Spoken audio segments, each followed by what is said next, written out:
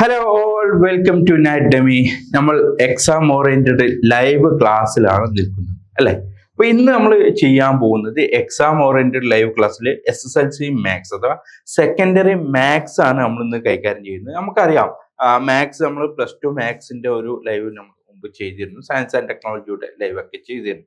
പക്ഷെ നമുക്കറിയാം SSLC അഥവാ സെക്കൻഡറി മാത്സ് എന്ന് പറയുമ്പോൾ ബേസിക് ലെവലിൽ നിന്ന് കുറച്ചുകൂടി അഡ്വാൻസ്ഡ് ആയിട്ടുള്ള കുറച്ച് കാര്യങ്ങളാണ് NOS ക്ലാസ്സിൽ അല്ലെങ്കിൽ എക്സാമിൽ ചോദിക്കാറുള്ളത് എന്നുള്ള നമുക്കറിയാം.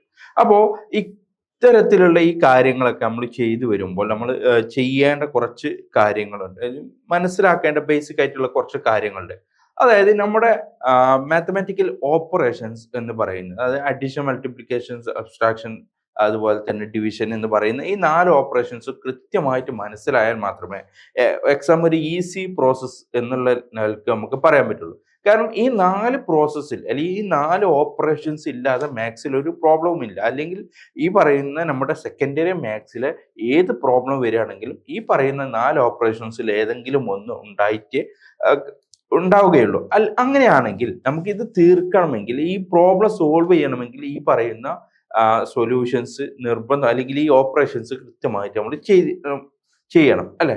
അപ്പൊ നമ്മൾ ഇന്ന് പോകുന്നത് സെക്കൻഡറി ലൈവിലേക്കാണ്, സെക്കൻഡറി മാത്സിന്റെ ലൈവിലേക്കാണ്.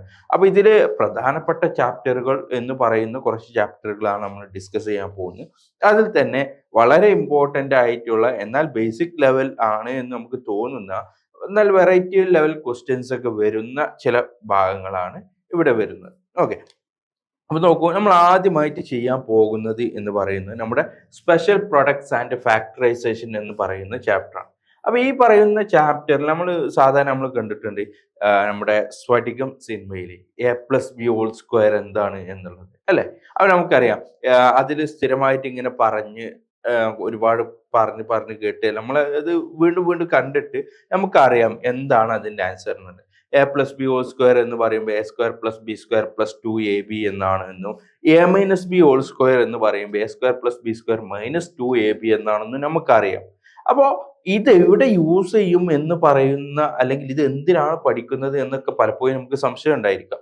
പക്ഷെ ആ സംശയങ്ങളൊക്കെ മാറ്റി നിർത്തി നമുക്ക് ആവശ്യമുള്ള ചില മാത്സിന്റെ ചില പ്രോബ്ലംസിൽ ഇങ്ങനെയൊക്കെ വരും, എങ്ങനെ പ്രോബ്ലംസ് ഈസി ആയിട്ട് കണ്ടെത്താം, അതിന് ഇതുപോലെയുള്ള ചില പ്രൊഡക്റ്റുകൾ അല്ലെങ്കിൽ ഫാക്ടറൈസേഷൻ ചെയ്യുമ്പോൾ നമുക്ക് കിട്ടുന്നു എന്നുള്ളതാണ് സത്യം.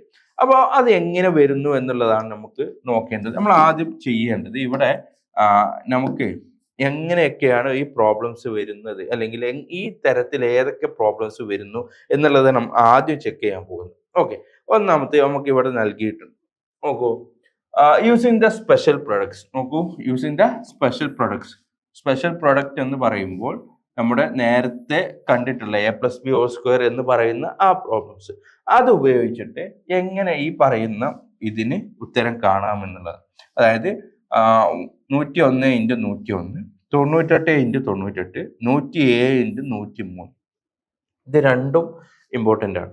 ഓക്കെ, രണ്ടും ഇമ്പോർട്ടൻ്റ് ആണ്. അപ്പൊ 101 × 101 ഇത് നമുക്ക് എങ്ങനെ സോൾവ് ചെയ്യാം എന്നുള്ളതാണ്. അപ്പൊ നമുക്കറിയാം A+B² എന്ന് പറയുന്നത് A²+B²+2AB എന്നാണ്. അതുപോലെ തന്നെ A-B² എന്ന് പറയുന്നത് A²+B²-2AB എന്നുള്ളതാണ്. ഇത് രണ്ടും നമുക്കറിയാം. ഇതിപ്പോ നമ്മുടെ പ്രോബ്ലത്തിൽ യൂസ് ചെയ്യുമ്പോഴാണ് ഇത് ഇവിടെ യൂസ് ചെയ്യുമ്പോഴാണ് നമുക്ക് കൃത്യമായിട്ടുള്ള ആൻസർ നമുക്ക് കിട്ടുന്നത്. അപ്പൊ ഇതെങ്ങനെ യൂസ് ചെയ്യാം എന്നുള്ളതാണ് നമ്മൾ നോക്കാം. എങ്ങനെ ഈ 101 × 101 എങ്ങനെ ചെയ്യാം എന്നാണ് നോക്കുന്നത്. 101 × 101 ഇത് നമുക്ക് ഏത് രീതിയിൽ മാറ്റാം. അപ്പൊ 101 എന്നുള്ളത് നമുക്ക് എന്ത് ചെയ്യാം, 100+1 എന്നാക്കി മാറ്റാം അല്ലെ. അങ്ങനെയാണെങ്കിൽ 101 × 101 എന്ന് പറയുമ്പോൾ നമുക്ക് എന്താക്കി മാറ്റാം, 100+1 × 100+1. നോക്കൂ, ഇവിടെ 100 എന്ന് പറയുന്ന ആ സംഖ്യയെ നമ്മൾ A ആക്കി എടുക്കുന്നു, 1 എന്ന് പറയുന്നതിന് B ആക്കി എടുക്കുന്നു. അപ്പൊ ഇവിടെ എന്തായി, A+B ആയി. ഇവിടെയും A+B ആയി. ഇപ്പൊ A+B × A+B എന്ന് പറയുമ്പോൾ അത് എന്തായിട്ട് മാറി, A+B² ആയിട്ട് മാറി. അല്ലെ? അപ്പൊ 101 × 101 എന്നുള്ളത് നമ്മൾ എന്ത് മാറ്റി? 100 + 1 പ്ലസ് ഇൻറ്റു 100 + 1 എന്നുള്ള രൂപത്തിലാക്കി മാറ്റി. എന്ന് വെച്ചാൽ a+b² എന്ന് പറയുന്ന രൂപത്തിലായി മാറി. ഇനി നമ്മൾ പഠിച്ചിട്ടുണ്ട് a+b² എന്ന് പറയുന്ന a² + b² + 2ab എന്നാണ് നമുക്കറിയാം. a+b അതൊന്ന് നമുക്ക് എഴുതി നോക്കാം. a+b² = a² + b² + 2ab. അങ്ങനെയാണെങ്കിൽ ഇവിടെ 100 + 1² = 100² + 1² + 2 × 100 × 1. ഇത് ചെയ്യുകയാണ് 100ന്റെ സ്ക്വയർ എത്രയായിരിക്കും? 10,000 ആണ്. അതായത് 100 × 100 10,000 ആണ്. ഓക്കെ. പ്ലസ് b² എന്ന് പറയുന്നത് ഓക്കെ 1 ആണ്. ആൻഡ് 2 × 100 × 1 എന്ന് പറയുമ്പോൾ 200 ആണ് ആൻസർ. 200 ആണ് ആൻസർ വരുന്നത്. അപ്പൊ നോക്കൂ 10,000 + 200 + 1 എത്ര വരുന്നു? 10,201 ആണ് ഇതിന്റെ ആൻസർ ആയിട്ട് വരുന്നത്. അപ്പൊ 100 × 100 10,000 ആണ്. അങ്ങനെയാണെങ്കിൽ 101 × 101 എത്രയാണ്? 10,201 ആണ്. അത് നോർമലി നമുക്ക് എന്ത് ചെയ്യാം? പല രൂപത്തിൽ ഈ പറയുന്ന 101 × 101 ചെയ്തിട്ടും ചെയ്യാം. പക്ഷെ അത് നമുക്ക് കുറെ കൂടി വലിയ സംഖ്യകൾ വരുമ്പോൾ ഈ മെത്തേഡ് ചെയ്യുക എന്ന് പറയുന്നത് കുറച്ച് കോംപ്ലിക്കേറ്റഡ് ആണ്. അപ്പൊ അതിന് പകരമായിട്ടാണ് നമ്മൾ ഈ പറയുന്ന പ്രൊഡക്റ്റ് എന്ന് പറയുന്ന രൂപം ഉപയോഗിക്കുന്നത്. അപ്പൊ ഇവിടെ നോക്കൂ 101 എന്നുള്ളതിനെ നമ്മൾ എന്താക്കി മാറ്റി? 100 + 1 എന്നുള്ള രൂപത്തിലാക്കി മാറ്റി. അതാണ് ഇവിടെ സംഭവിച്ചത്. അങ്ങനെയാണെങ്കിൽ അടുത്ത ക്വസ്റ്റ്യൻ നോക്കൂ. ഇവിടെ അടുത്ത എന്താണ്? 98 × 98 ആണ് അല്ലെ? അപ്പൊ ഇവിടെയും നമുക്ക് എന്ത് ചെയ്യാം? ഈ പ്രൊഡക്റ്റ് ഫോർമുല യൂസ് ചെയ്യാം. പക്ഷെ ഇവിടെ നമ്മൾ യൂസ് ചെയ്യുന്നത് 100 + 1 എന്നുള്ള ഫോർമുല അല്ല നമ്മൾ ഇവിടെ യൂസ് ചെയ്യുന്നത്. നോക്കൂ 90 ഇവിടെ നമുക്ക് വേണ്ടത് 98 × 98 ആണ് അല്ലെ? അങ്ങനെയാണെങ്കിൽ 98 നമുക്ക് എന്ത് ചെയ്യാം? 100ൽ കൂട്ടിയാൽ പോരാ. അപ്പൊ നമുക്ക് എന്ത് ചെയ്യണം? 100 - 2 എന്നുള്ള രൂപത്തിൽ എഴുതാം. അങ്ങനെയാണെങ്കിൽ 98 × 98 എന്ന് പറയുന്നത് നമുക്ക് എങ്ങനെ എഴുതാം? 100 - 2 × 100 - 2. ഓക്കെ. അങ്ങനെയാണെങ്കിൽ ഇതിനെ എങ്ങനെ എഴുതാം? 98 - 2 2 എന്ന് എഴുതാം. ഇതിനെ നമുക്ക് എങ്ങനെ എഴുതാം? നോക്കൂ അത് ശരിക്ക് a - b² ആണ്. നേരത്തെ നമ്മൾ പറഞ്ഞ a+b² ആയിരുന്നു. പക്ഷെ ഇവിടെ നമ്മൾ പറയുന്നത് എന്താണ്? a - b² ആണ്. അപ്പൊ a - b² എന്ന് പറയുമ്പോൾ അതിന്റെ ആൻസർ അല്ലെങ്കിൽ അതിനെ സിംപ്ലിഫൈ ചെയ്താൽ നമുക്ക് എന്ത് കിട്ടും? a - b² = a² + b² - 2ab എന്നാണ് ലഭിക്കുന്നത്. a² + b² - 2ab എന്നാണ് ലഭിക്കുന്നത്. അങ്ങനെയാണെങ്കിൽ പ്രത്യേകം ശ്രദ്ധിക്കുക. അപ്പോൾ ആ ഒരു ഫോർമുല അതായത് a - b² എന്ന് പറയുന്ന ഈ ഒരു ഫോർമുല ഇവിടെ നമ്മൾ യൂസ് ചെയ്യാം. അപ്പോൾ a² + b² - 2ab എന്നുള്ളതാണ്. അപ്പൊ ഇവിടെ നോക്കൂ ഇവിടെ 98 - 2² എന്നാണ് നമുക്ക് ചെയ്യേണ്ടത്. സോറി ചെറിയൊരു മിസ്റ്റേക്ക് പറ്റി. 98 - 2 അല്ല 100 - 2. ഓക്കെ 98 ആണല്ലോ നമ്മുടെ ഇതുള്ളത്. 100 - 2 100 - 2 2 ആണ് ഇവിടെ ഉള്ളത്. അപ്പൊ ഈ 100 - 2 2 എന്ന് പറയുന്നതിനെ നമ്മൾ എങ്ങനെ ചെയ്യും എന്നുള്ളതാണ് നമുക്ക് നോക്കുന്നത്. അപ്പൊ നോക്കുമ്പോൾ 100 - 2 അപ്പോൾ ഫസ്റ്റ് a എന്ന് പറയുന്നത് ഇതാണ് -b. അപ്പൊ a - b² അപ്പൊ ഇവിടെ a² ആണ്. അപ്പൊ a എന്ന് പറയുന്നത് 100. അപ്പൊ വീണ്ടും 10,000 അല്ലെ? പ്ലസ് b² എന്ന് പറയുന്നത് 2 ആണ് b എന്ന് പറയുന്നത്. അപ്പൊ 2ന്റെ സ്ക്വയർ 4 ആണ്. ഓക്കെ മൈനസ് 2 × a എത്രയാണ്? 100 ആണ് ഇൻറ്റു ബി. അപ്പൊ 2 × 100 × 2 എന്ന് പറയുന്നത് നമുക്ക് 400 ആണ് കിട്ടുന്നത്. അപ്പം 10,004 എന്ന് മൈനസ് 400 ആണ് കിട്ടുന്നത്. അപ്പോൾ നമുക്ക് കിട്ടുന്നത് 9,604 ആണ് കിട്ടുന്നത്. ആൻസർ എത്രയാണ്? 9,604. ഇതാണ് നമുക്ക് ആൻസർ വരുന്നത്. ഓക്കെ. അപ്പൊ ഈ ആൻസർ വരുമ്പോൾ നമ്മൾ ശ്രദ്ധിക്കേണ്ട കാര്യങ്ങൾ എന്ന് വെച്ചാൽ ഏത് സംഖ്യയാണ് തരുന്നത് അത് a+b ആണോ a - b ആണോ ഏതെങ്കിലും ഒരു ഫോർമാറ്റിലേക്ക് മാറ്റുകയാണ്. ഒരു ഉദാഹരണത്തിന് 105 നമുക്ക് നൽകി. 105 നൽകിയാൽ ഒരു നോക്കുക 105 ഈ 105 എന്ന് പറയുന്നതിന് നമുക്ക് എന്താക്കി മാറ്റാം? 100+5 ആക്കി മാറ്റാം അല്ലേ? അങ്ങനെയാണെങ്കിൽ 105 × 105 എന്ന് പറയുന്നതിന് 100+5 ഹോൾ സ്ക്വയർ എന്നാക്കി മാറ്റാം. ഇനി അങ്ങനെയാണെങ്കിൽ 94 എന്ന് നൽകി. 94നെ നമുക്ക് എങ്ങനെ എഴുതാം? 100 - 6 എന്ന് എഴുതാം. അങ്ങനെയാണെങ്കിൽ 94 × 94 നമുക്ക് എന്ത് എഴുതാം? 100 - 6 ഹോൾ സ്ക്വയർ എന്ന് എഴുതാം. ഓക്കെ, അപ്പൊ ഇങ്ങനെ a+bയും a-bയും ആക്കി മാറ്റിയതിന് ശേഷം അതിന്റെ സ്ക്വയർ എടുത്താൽ, അതായത് a+b സ്ക്വയറും a-b ഹോൾ സ്ക്വയറും എടുത്താൽ നമുക്ക് എന്ത് കിട്ടും? കറക്റ്റ് ആയിട്ട് ഈ ആൻസറിലേക്ക് എത്താം. അപ്പൊ വലിയ സംഖ്യകളാണെങ്കിൽ നമുക്ക് ഈ പറയുന്ന മെത്തേഡിലൂടെ ഇത് യൂസ് ചെയ്യാവുന്നതാണ്. മൂന്നാമത്തെ നമ്മുടെ ക്വസ്റ്റ്യൻ എന്തായിരുന്നു? 107 × 103 ആണ്. 107 × 103. അപ്പൊ ഇവിടെ നമുക്ക് നോക്കേണ്ട ചില പ്രോബ്ലംസ് ഉണ്ട്. ഓക്കെ, 107 × 103. ഓക്കെ, 107 × 103. അപ്പൊ ഈ 107 നമുക്ക് എന്ത് ചെയ്താം? 100+7 എന്ന് എഴുതാം. അതുപോലെ തന്നെ 100+3 എന്ന് എഴുതാം. ഈ പ്രോബ്ലത്തിന് നമ്മൾ എങ്ങനെ ചെയ്യുന്നു എന്നുള്ളതാണ് നമ്മൾ പ്രത്യേകം നോക്കേണ്ടത്. ഓക്കെ, അപ്പൊ ഇവിടെ ഏത് മെത്തേഡാണ് നമ്മൾ യൂസ് ചെയ്യുക എന്നുള്ളതാണ് ആദ്യം നോക്കേണ്ടത്.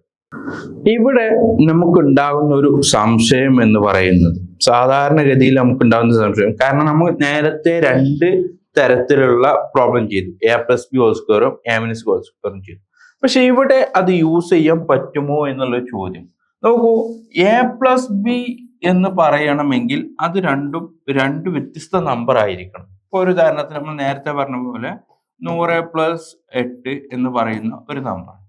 അപ്പൊ ഇത് എയും ഇത് ബിയും ആക്കി പരിഗണിക്കും. പക്ഷെ ഇവിടെ നോക്കൂ, ഇങ്ങനെ രണ്ടോടത്തും ഈ പറയുന്ന 100 ഉണ്ട്, ഇവിടെ 100 ഉണ്ട്. അപ്പൊ 2 നമ്പറായിട്ട് നമുക്ക് പരിഗണിക്കാൻ പറ്റുന്നില്ല. അപ്പൊ ഇതിനെ ഈ തരത്തിൽ യൂസ് ചെയ്യുമ്പോൾ, ഇപ്പൊ ഇത് മാത്രമാണ് പരിഗണിക്കുന്നത് എങ്കിൽ നമുക്ക് അങ്ങനെ പരിഗണിക്കാം, a+b. ഇവിടെയും അങ്ങനെ a+b എന്ന് പരിഗണിക്കാം. പക്ഷെ ഇവിടെ 2a വരുന്നുണ്ട്. അപ്പൊ അങ്ങനെ ആകുമ്പോൾ ഈ നേരത്തെ ചെയ്തിട്ടുള്ള പ്രോബ്ലംസ് നമുക്ക് ചെയ്യാൻ പറ്റില്ല. അതായത് a+b സ്ക്വയർ എടുക്കാൻ പറ്റില്ല, a-b സ്ക്വയർ എടുക്കുക, അങ്ങനെയുള്ള ഒരു പ്രോബ്ലം അല്ല ഇത്. അപ്പൊ ഇവിടെ യൂസ് ചെയ്യുന്ന മറ്റൊരു ഇക്വേഷൻ എന്തായിരിക്കും എന്ന്, അല്ലെങ്കിൽ ഏതെങ്കിലും ഇക്വേഷൻ ഉണ്ടോ എന്നുള്ളൊരു ചോദ്യമുണ്ട്. അപ്പൊ അതിനാണ് നമ്മൾ അടുത്തൊരു പ്രോബ്ലം ചെയ്യുന്നത്. x + a × x+b = x² + a+b × x + ab എന്ന് പറയും. അപ്പൊ ഇവിടെ ഈ x എന്ന് പറയുന്നത് പ്രത്യേകം ശ്രദ്ധിക്കുക, ഇവിടെയുമുണ്ട് ഇവിടെയുമുണ്ട്. അപ്പൊ 2 സ്ഥലത്ത് x, അതായത് 2 ഫോർമാറ്റിൽ അല്ലെങ്കിൽ 2 പ്രോബ്ലത്തിലും x വരുന്നു എന്ന് വെച്ചാൽ ഒരേ പ്രോബ്ലം വരുന്നു, ഇവിടെ വ്യത്യസ്തമായ പ്രോബ്ലം വരുന്നു. അങ്ങനെയെങ്കിൽ അതിനെയാണ് നമ്മൾ ഈ പറയുന്ന ഇക്വേഷൻ ഉപയോഗിക്കും. നോക്കൂ, ഇവിടെ നോക്കൂ, ഇവിടെ രണ്ടിടത്തും ഒരേ പ്രോബ്ലം അല്ലേ വരുന്നത് അല്ലെ? വേണമെങ്കിൽ നമുക്ക് ഇതിന് x എന്ന് കൊടുക്കാം അല്ലെ, ഇതിനെയും x എന്ന് കൊടുക്കാം.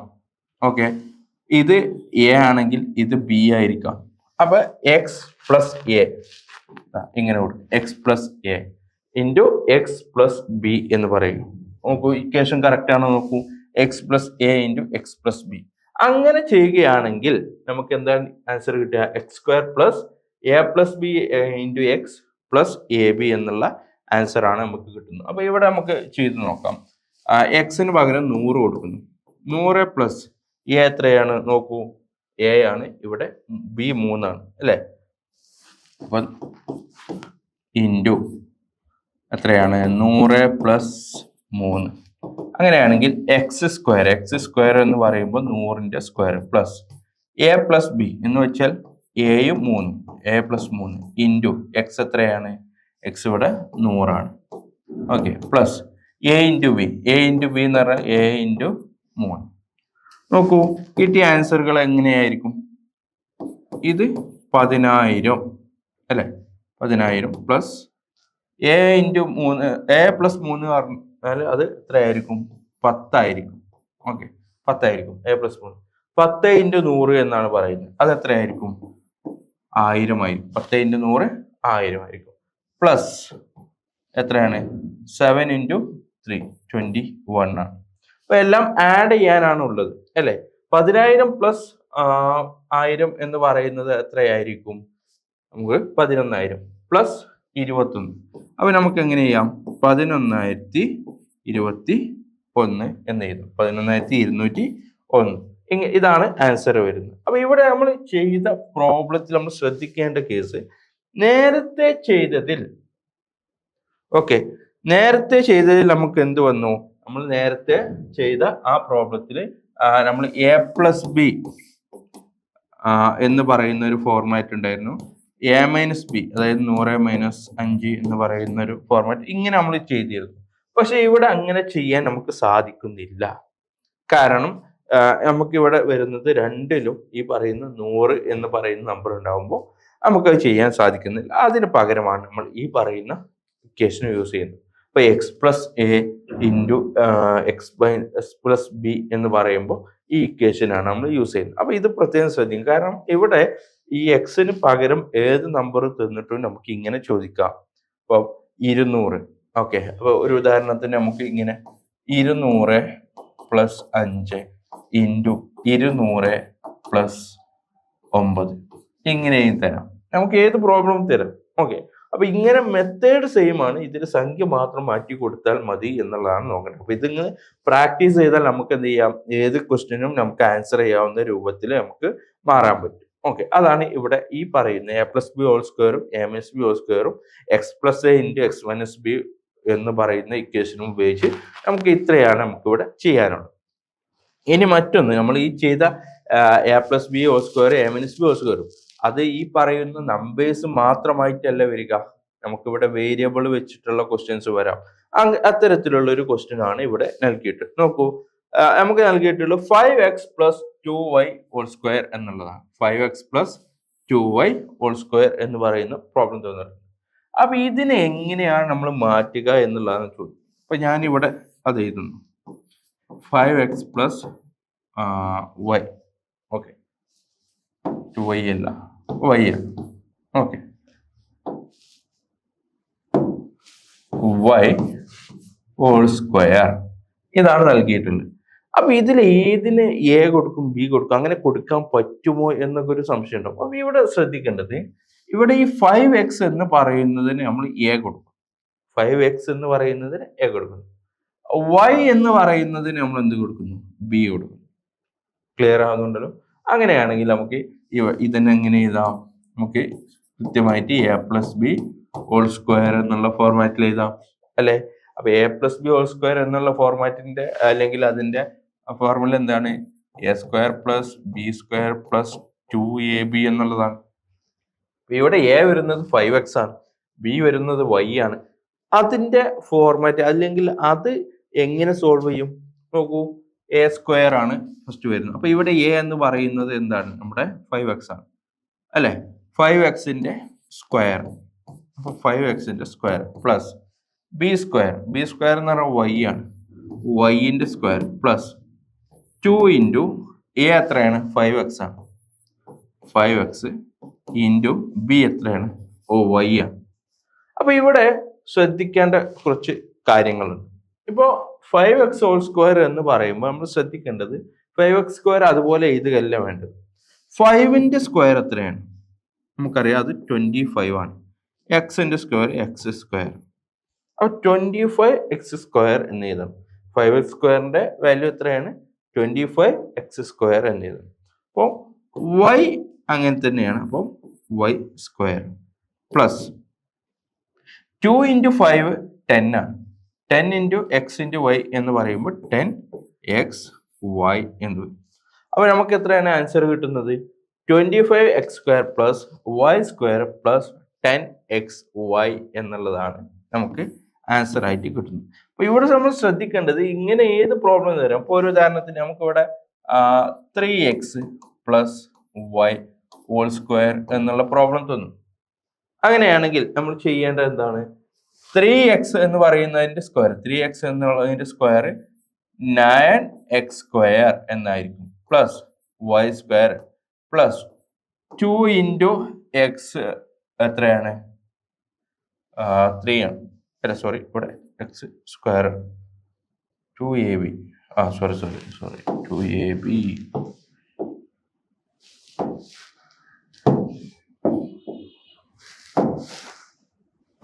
Okay, 2 into 5xy. Okay, 10xy അങ്ങനെ തന്നെയാണ്. അപ്പൊ ഇവിടെ നോക്കൂ, 2 into a into b. a എന്ന് പറയുന്നത് 3x ആണ്. അപ്പൊ 2 into 3x into y എന്നാണ്. അപ്പൊ ഇവിടെ നമുക്ക് 9x² plus y² plus 2 into 3 6 ആണ്. 6xy എന്ന് നൽകാം. 6xy എന്ന് നൽകാം. അപ്പൊ ഇവിടെ നമ്മൾ ശ്രദ്ധിക്കേണ്ടത്, ഇങ്ങനെ ഒരു പ്രോബ്ലം എന്നാൽ ഏതാണ് എ ആക്കി എടുക്കുന്നത്, ഏതാണ് ബി ആക്കി എടുക്കുന്നത് എന്നൊരു ഐഡിയ ഉണ്ടെങ്കിൽ നമുക്ക് എന്ത് ചെയ്യാം, ബാക്കി ചെയ്യാവുന്ന കാര്യമാണ്. ഓക്കെ, ഈസി ആയിട്ട് നമുക്ക് ചെയ്യാവുന്ന ഒരു കാര്യമാണ്. ഓക്കെ, അപ്പൊ ഇത്രയാണ് നമുക്ക് ഇവിടെ ചെയ്യാനുള്ള ഒരു കാര്യം എന്ന് പറയുന്നത്. അപ്പൊ ഇനി അടുത്തൊരു പ്രോബ്ലം നോക്കിയാൽ 2x minus 5y whole square എന്നുള്ളത്. 2x minus 5y whole square എന്നുള്ളതാണ്. നോക്കൂ, 2x minus 5y whole square. അപ്പൊ ഇവിടെ ചെറിയൊരു ഇതുണ്ട്. ഇവിടെ നമുക്ക് നേരത്തെ y മാത്രമേ ഉണ്ടായിരുന്നു, പക്ഷെ ഇവിടെ y-ന്റെ കൂടെ ഒരാളും കൂടി ഉണ്ട്, അതായത് 5 കൂടി ചേരുന്നുണ്ട്. അത് മാത്രമല്ല, ഇത് format a minus b whole square എന്ന് പറയുന്ന ഫോർമാറ്റ് ആണ്, അല്ലെ? അപ്പോ a minus b whole square equal to a square plus b square minus 2ab എന്നുള്ളതാണ് ഫോർമാറ്റ്. അപ്പൊ ഇതിൽ ഏതായിരിക്കും നമ്മൾ a കൊടുക്കുക? 2x-ന് a കൊടുക്കാം, 5y-ക്ക് b കൊടുക്കാം. അങ്ങനെയാണെങ്കിൽ നോക്കൂ, 2x minus 5y whole square എന്ന് പറയും. 2x minus 5y whole square എന്ന് പറയുന്ന ഒന്ന് വരുന്നു. ഇതിനെ നമ്മൾ എങ്ങനെ ചെയ്യാം? a square. അപ്പൊ a എന്ന് പറയുന്നത് 2x ആണ്. 2x-ന്റെ സ്ക്വയർ, ഓക്കെ, 2x അതിന്റെ സ്ക്വയർ പ്ലസ് ബിന്റെ സ്ക്വയർ. ബി എത്രയാണ്? 5y ആണ്. 5y whole square minus 2ab. 2 into a എത്രയാണ്? 2x into 5y അല്ലേ?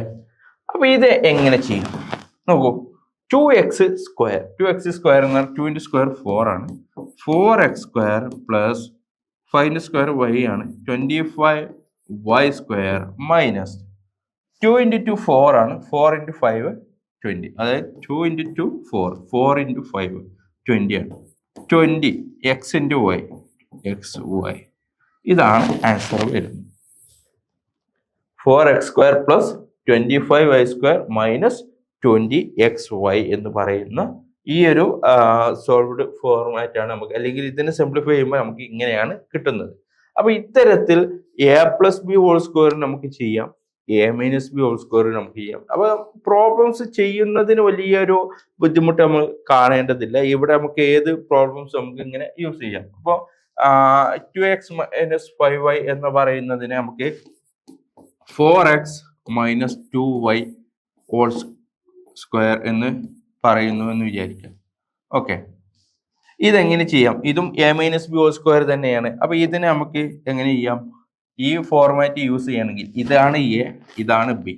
അപ്പൊ a b, a square. a square എന്ന് പറയുമ്പോൾ 4x-ന്റെ സ്ക്വയർ. 4x എന്ന് പറയുന്നതിന്റെ സ്ക്വയർ എടുക്കുമ്പോൾ 4-ന്റെ സ്ക്വയർ 16 ആണ്. 16x സ്ക്വയർ പ്ലസ് 2y എന്ന് പറയുന്നതിന്റെ 2 into 4 ആണ്. 4y സ്ക്വയർ മൈനസ് 2 into എന്താണ് വരിക? ഇങ്ങനെ കൊടുക്കും, 2 into 2x into 2y. അങ്ങനെയാണ് 16x square plus 4y square minus 2 into 2 4 ആണ്. 4 into 2 8 ആണ്. അപ്പൊ 8xy എന്ന് വരും. ഈ പ്രോബ്ലം ഇങ്ങനെ നമുക്ക് ചെയ്യാം. ഓക്കെ, അവിടെ നമ്മൾ എന്താണ് ചെയ്ത്? 4x-ന്റെ സ്ക്വയർ എടുത്തു, 2y-ന്റെ സ്ക്വയർ എടുത്തു, അതുപോലെ മൈനസ് 2ab എന്ന് പറയുന്ന പ്രോബ്ലം ചെയ്തു. അപ്പൊ ഇങ്ങനെ നമുക്ക് ഏത് തന്നാലും ഇതാണ് നമ്മൾ നോക്കേണ്ടത്. അതിൽ a ഏതാണ്, b ഏതാണ്, അതിൽ അപ്പൊ അങ്ങനെയാണെങ്കിൽ a പ്ലസ് ബി ആണോ a മൈനസ് ബി ആണോ എന്ന് പ്രോബ്ലം ചെക്ക് ചെയ്യണം. കാരണം നമ്മൾ നേരത്തെ ചെയ്തത് a പ്ലസ് ബി ആയിരുന്നു. ഇവിടെ ഇപ്പോൾ നമ്മൾ ചെയ്തത് a മൈനസ് ബി ആണ്, അല്ലെ? അപ്പൊ ഇത് നമുക്ക് ചെയ്യുമ്പോൾ നമുക്ക് വളരെ ഈസി ആയിട്ട് നമുക്ക് എന്ത് ചെയ്യാം? ആൻസർ കാണാവുന്നതാണ്. ഓക്കെ, അപ്പൊ ഇങ്ങനെ ഈ ആൻസർ കാണുന്ന രൂപത്തിൽ പലതരത്തിൽ വരാം. അപ്പൊ ഇവിടൊക്കെ നമ്മൾ യൂസ് ചെയ്തത് സ്ക്വയർ എന്ന് പറയുന്ന ഒന്നാണ്. ഇനി സ്ക്വയർ ഇല്ലാതെ നമുക്ക് എന്തെങ്കിലും പ്രോബ്ലം ഉണ്ടോ? അതാണ് നമ്മൾ അടുത്തതായിട്ട് നോക്കാൻ പോകുന്നത്. ഓക്കെ, ഇവിടെ നമ്മൾ ചെയ്യാൻ പോകുന്ന ഒന്ന് എന്ന് പറയുന്നത് using special products find the cube of each of the following. നേരത്തെ നമ്മൾ കണ്ടെത്തിയത് സ്ക്വയറുകളായിരുന്നു അല്ലെ? A plus B whole square ആയാലും ഏതായാലും സ്ക്വയർ എന്ന് പറയുന്നതാണ്. അതായത് പവർ 2 ആയിരുന്നു. പക്ഷെ ഇവിടെ പവർ 3 ആണ് വരുന്നത്. അപ്പൊ പവർ 3 വരുമ്പോൾ അഥവാ ക്യൂബ് ആണ് കാണേണ്ടത്. ഈ ക്യൂബ് കാണുന്നത് എങ്ങനെയായിരിക്കും? ഇപ്പൊ നോക്കൂ, 19 അതിന്റെ ക്യൂബ് കാണാനാണ് പറഞ്ഞിട്ടുള്ളത്. എന്ന് വെച്ചാൽ 19 ക്യൂബ് എന്ന് വെച്ചാൽ 19 ഇൻറ്റു 19 ഇൻറ്റു 19. ഇതാണ് നമ്മൾ ചെയ്യേണ്ടത് അല്ലെ? 19 ക്യൂബ് എന്ന് പറഞ്ഞാൽ 19 ഇൻറ്റു 19 ഇൻറ്റു 19. ഇത് ചെയ്യുമ്പോഴേക്കും ഒരുപാട് സമയമെടുക്കും. പക്ഷെ നമ്മൾ ഇത് എങ്ങനെ ചെയ്യുന്നു എന്നുള്ള മെത്തേഡാണ് നമ്മൾ നോക്കേണ്ടത്. ഇവിടെ അതിന്റെ ഒരു ഫോർമാറ്റ് നമുക്ക് തന്നിട്ടുണ്ട്. ഇവിടെ 101 തന്നിട്ടുണ്ട്. 101ന്റെ ക്യൂബ് എന്ന് പറയുന്ന 101 ഇൻറ്റു 101 ഇൻറ്റു 101. ഓക്കെ, നോക്കൂ, ഇതിനെ നമ്മൾ മറ്റൊരു രീതിയിലാക്കി മാറ്റണം. നേരത്തെ a plus B whole square നമ്മൾ പറഞ്ഞിരുന്നല്ലോ. അതുപോലെ a plus B whole cube അല്ലെങ്കിൽ a minus B whole cube എന്ന് പറയുന്ന മെത്തേഡിലേക്കാണ് നമ്മളിത് ചുരുക്കേണ്ടത്.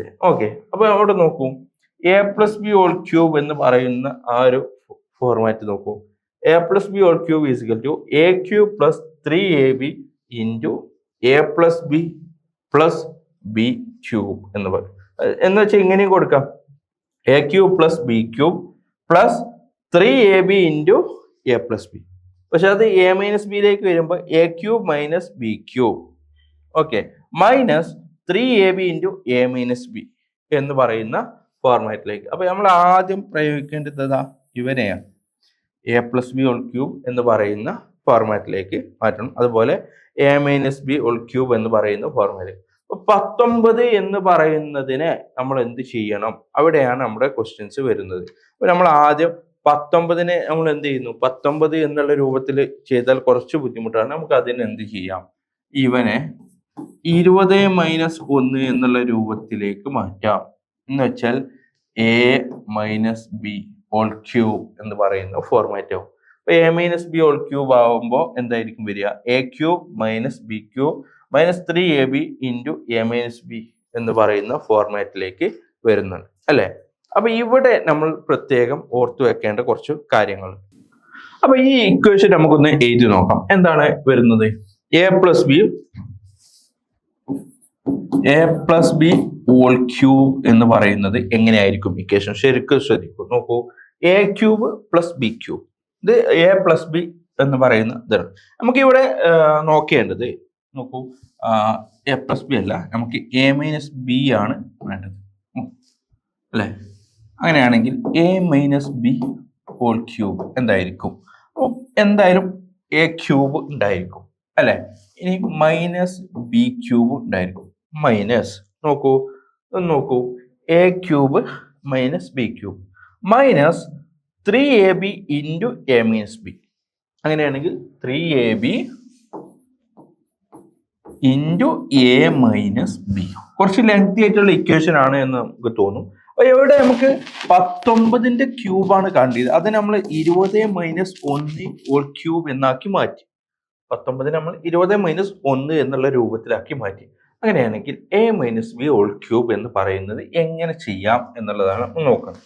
അപ്പൊ എ ക്യൂബ്, എ എന്ന് പറയുന്നത് 20ന്റെ ക്യൂബ് മൈനസ് ബി എന്ന് പറയുന്നത് 1 cube minus 3 into 20 into 1 minus A minus B. A minus B എത്രയാണ്? 20 മൈനസ് 1 അല്ലെ? എ മൈനസ് ബി എന്ന് പറഞ്ഞാൽ 20 മൈനസ് 1. അങ്ങനെയാണെങ്കിൽ 20ന്റെ ക്യൂബ്, 20ന്റെ സ്ക്വയർ 400 ആണ്. 400 അപ്പൊ എത്രയാണ് വരുന്നത്? നോക്കൂ, 20 ഇൻറ്റു 20 ഇൻറ്റു 20 ഇൻറ്റു ഓക്കെ. അപ്പോൾ 400 ഇൻറ്റു 20 ആണ് വരുന്നത് അല്ലെ? 400 ഇൻറ്റു 20 എന്ന് പറയുമ്പോൾ നമുക്ക് എത്രയാണ് വരുന്നത്? 8000 ആൻസർ ആയിട്ട് വരുന്നു. ഓക്കെ, അപ്പൊ ഇവിടെ നമുക്ക് 8000 മൈനസ് 1, 3 ഇൻറ്റു 2 20 എത്രയാണ്? 60. ഓക്കെ, 60 ഇൻറ്റു എ മൈനസ് 19 ഇങ്ങനെയാണ് വരുന്നത്. അപ്പൊ നമുക്ക് എത്ര വരും? 60 ഇൻറ്റു 20 എത്രയായിരിക്കും വരിക? 60 ഇൻറ്റു 20 എന്ന് പറയുമ്പോൾ 1200 ആണ്. 1200 നമുക്ക് എന്ത് കുറക്കണം ഒരു, അപ്പൊ 1180. അപ്പം 8000 മൈനസ് 1 ഇൻറ്റു 1180. അപ്പൊ നമുക്ക് എത്രയാണ് ആൻസർ വരിക? ആൻസർ ഈ പറയുന്ന പ്രോബ്ലം നോക്കൂ, 8000 മൈനസ് 1180. ഇത് എങ്ങനെയാണ് 1180 മാറിയത്? നോക്കൂ, ഇക്വേഷൻ നമ്മൾ ഒന്നുകൂടി നോക്കാം. 3AB പറഞ്ഞാൽ 3 ഇൻറ്റു എ ഇൻറ്റു ബി. അപ്പൊ 3 into A into B. A എത്രയാണ്? 20 ആണ്. ബി എത്രയാണ്? 1 ആണ്. 3 ഇൻറ്റു 20 എന്ന് പറയുന്നത് 60 അല്ലെ? ഇൻറ്റു എത്രയാണ് വരുന്നത്? A minus B. A minus B എന്ന് പറയുമ്പോൾ 19 നമ്മൾ എന്താക്കി മാറ്റി? 20 മൈനസ് 1 എന്നുള്ള രൂപത്തിലാക്കി മാറ്റി. അങ്ങനെയാണെങ്കിൽ ഇൻറ്റു 19. അപ്പൊ 60 ഇൻറ്റു 20 എന്ന് പറയുമ്പോൾ 1100 ആണ്. ഓക്കെ, 1100. ഓക്കെ, ചെറിയൊരു മിസ്റ്റേക്ക് ആണ്. 1180 അല്ല വരിക. കാരണം നമുക്ക് എത്രയാണ് കുറക്കുന്നത്? നമ്മൾ 1200 നിന്ന് എത്രയാണ്? 60 ആണ് കുറക്കുന്നത്. അപ്പൊ 1200 നിന്ന് നമ്മൾ എന്ത് കുറക്കണം? ഒരു 60 കുറക്കണം. 1240. ഓക്കെ, അങ്ങനെ ആകുമ്പോൾ 8000 നിന്ന് 1000 7000 വരും. 7000 എന്ന് കുറച്ചാൽ 6860 വരും. അപ്പൊ അതിൽ നിന്ന് വീണ്ടും ഒന്ന് കൊടുക്കണം. അപ്പം 6859 ആയിരിക്കും നമ്മുടെ ആൻസർ ആയിട്ട് വരുന്നത്. അപ്പൊ ഇവിടെ നമ്മൾ എന്താണ് യൂസ് ചെയ്തത്? നോക്കൂ, ഈ ഇക്വേഷൻ, ഇതാണ് നമ്മുടെ ഇക്വേഷൻ. ഈ ഇക്വേഷൻ ആണ് നമ്മൾ ഇവിടെ യൂസ് ചെയ്തത്. അങ്ങനെയാണെങ്കിൽ അടുത്ത ഇക്വേഷൻ ഒന്ന് നോക്കൂ. നമ്മൾ ഇവിടെ ചെയ്തത് 101 ആണ് അല്ലെ? അപ്പൊ 101ന്റെ ക്യൂബ് കാണും എന്ന് വെച്ചാൽ 100 പ്ലസ് 1 ആണ് നമുക്ക് ചെയ്യേണ്ടത്. നമുക്കത് എങ്ങനെ ചെയ്യാം എന്ന് നോക്കാം. അപ്പൊ ഇവിടെ നമ്മൾ A plus B whole cube ആണ് കണ്ടത്. അങ്ങനെയാണെങ്കിൽ A cube plus B cube plus നോക്കൂ 3ab അല്ലെ? A cube plus B cube plus 3ab into A plus B. 3ab into A plus B. 3ab into A plus B. ഇതാണ് നമുക്ക് വരുന്നത്. അപ്പൊ ഇവിടെ നമ്മൾ 100 പ്ലസ് 101 നമ്മൾ എന്താക്കി മാറ്റി? 100 പ്ലസ് 1 എന്നുള്ള രൂപത്തിലാക്കി മാറ്റി.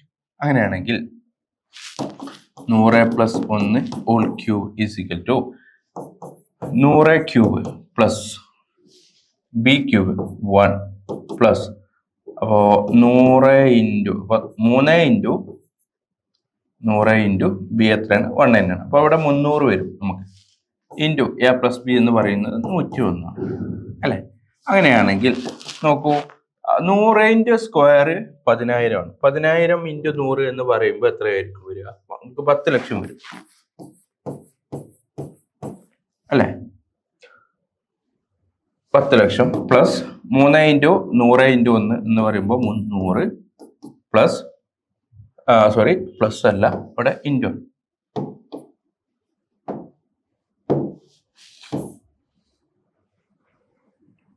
A cube plus B cube. B cube 1 ആണ്. ഓക്കെ, അപ്പൊ ഒരു 1 ഇവിടെ ഉണ്ട്. ഞാനത് ക്ലിയർ ചെയ്യാം. 1 കൂടി അവിടെ വേണമല്ലോ.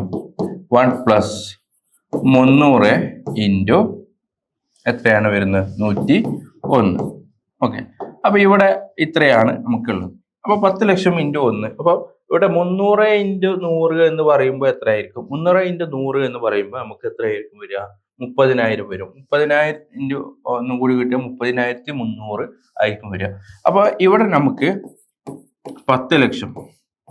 ഓക്കെ, 10 ലക്ഷം പ്ലസ് 1 പ്ലസ് ഇവിടെ നമുക്ക് വരിക 30,300 ആയിരിക്കും. 30,300, അതാണ് 300 ഇൻറ്റു 101.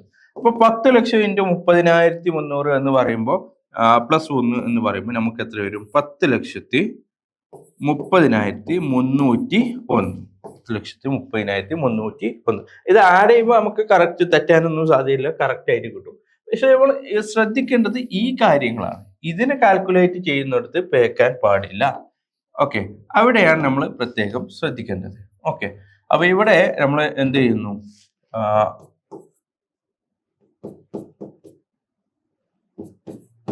ഓക്കെ, ഇതിനെയാണ് നമ്മൾ എന്ത് ചെയ്യേണ്ടത്, ഇങ്ങനെ കൃത്യമായിട്ട് ചെയ്യേണ്ടത്. അപ്പൊ ഇതിനെ നമുക്ക് എന്ത് ചെയ്യുന്നുണ്ട്, കൃത്യമായിട്ട് നമ്മൾ ചെയ്യുകയാണ്, നമുക്ക് ഈ കറക്റ്റ് ആയിട്ടുള്ള ആൻസർ നമുക്ക് ലഭിക്കുന്നതാണ്. അപ്പോ ഇത്തരത്തിലുള്ള പ്രോബ്ലംസും നമുക്ക് വരാം. അതായത് A plus B whole square, A minus B whole square വരാം, എ പ്ലസ് ബി ഹോൾ ക്യൂബും വരാം, എ മൈനസ് ബി ഹോൾ ക്യൂബും വരാം. ഇനി നമുക്ക് വരാവുന്ന മറ്റൊരു ക്വസ്റ്റ്യൻ എന്ന് പറയുന്നത് സിംപ്ലിഫൈ ചെയ്യാനാണ്. അപ്പൊ സിംപ്ലിഫൈ ചെയ്യുമ്പോൾ ഉള്ള ഒരു പ്രോബ്ലം എന്ന് പറയുമ്പോൾ വലിയൊരു ക്വസ്റ്റ്യൻ തരും, അതിന് സിംപ്ലിഫൈ ചെയ്യുക എന്നുള്ളതാണ് നമ്മൾ പ്രധാനപ്പെട്ട ഒരു ഇക്വേഷൻ അല്ലെങ്കിൽ ഒരു ചോദ്യം എന്ന് പറയുന്നത്. അപ്പൊ അങ്ങനെയുള്ള ഒരു പ്രോബ്ലം നമുക്കൊന്ന് ചെയ്തു നോക്കാം. നോക്കൂ, ഇത്രയും വലിയ ഇക്വേഷനാണ്. 857 into 857 into 857 minus 537 into 537 into 537 divided by 857 into 857 plus 857 into 537 plus 537 into 537. ഇതിനെ നമുക്ക് എങ്ങനെ മാറ്റി മറിക്കാം എന്നുള്ളതാണ്. അപ്പൊ ഇവിടെ ഒരു ക്യൂബ് എന്ന് പറയുമ്പോൾ എ എന്ന് പറയും, എ ക്യൂബ് എന്ന് പറഞ്ഞാൽ എന്താണ്, A into A into A ആണ്. ഇനി ബി ക്യൂബ് എന്ന് പറയുന്നത് B into B into B ആണ്. എ സ്ക്വയർ എന്ന് പറയുന്നത് എ ഇൻറ്റു എ ആണ്. അപ്പൊ ഇങ്ങനെ വ്യത്യസ്തമായിട്ടുള്ള ഒരു പ്രോബ്ലംസ് നമുക്ക് ഇങ്ങനെ തന്നാൽ ഇതിൽ നിന്ന് എങ്ങനെ മാറ്റാം. ഇവിടെ നോക്കൂ, 857 ഇൻറ്റു 857 ഇൻറ്റു 857 അല്ലെ, 857 ഇൻറ്റു 857 ഇൻറ്റു 800. അപ്പൊ 3 തവണ ഗുണിച്ചിട്ടുണ്ട് എന്ന് വെച്ചാൽ 857ന്റെ ക്യൂബാണ് എന്ന് പറയുന്നു അല്ലെ. ഇവിടെയും ക്യൂബാണ്, ഇവിടെ എന്താണ്, സ്ക്വയർ ആണ്, ഇവിടെയും സ്ക്വയർ ആണ് അല്ലെ. അപ്പൊ ഇവിടെ നമുക്ക് കിട്ടിയിട്ടുള്ളത് ഒന്ന് നോക്കാം. 857ന്റെ ക്യൂബ് മൈനസ് 537ന്റെ ക്യൂബ് ഡിവൈഡഡ് ബൈ 857ന്റെ സ്ക്വയർ പ്ലസ് 857 ഇൻറ്റു 537 പ്ലസ് 537ന്റെ സ്ക്വയർ. ഇങ്ങനെ ഒരു പ്രോബ്ലം തന്നാൽ നമുക്ക് ഇത് എങ്ങനെ ചെയ്യാൻ പറ്റും എന്നുള്ളതാണ് നമ്മുടെ ക്വസ്റ്റ്യൻ. പക്ഷെ ഇത് നമുക്ക് മറ്റൊരു രൂപത്തിൽ നോക്കാം. ഇത് 857 ക്യൂബ് മൈനസ് 537 ക്യൂബ് അല്ലെ. ഇതിന് ഒരു എ കൊടുക്കുക, ഇതിന് ബി കൊടുക്കുക. അങ്ങനെ വരുമ്പോൾ നമുക്ക് ഇത് എങ്ങനെ ചെയ്യാൻ പറ്റും എന്നുള്ളതാണ് ചോദ്യം. നോക്കൂ, A cube minus B cube ആയല്ലോ. ഇതിന് ഞാൻ എന്ത് കൊടുക്കുന്നു, ഞാൻ വേണമെങ്കിൽ ഒരു കളർ മറ്റൊന്ന് കൊടുക്കും, ശരിയല്ല. ഓക്കെ, ഇതെന്ത് ചെയ്യുന്നു,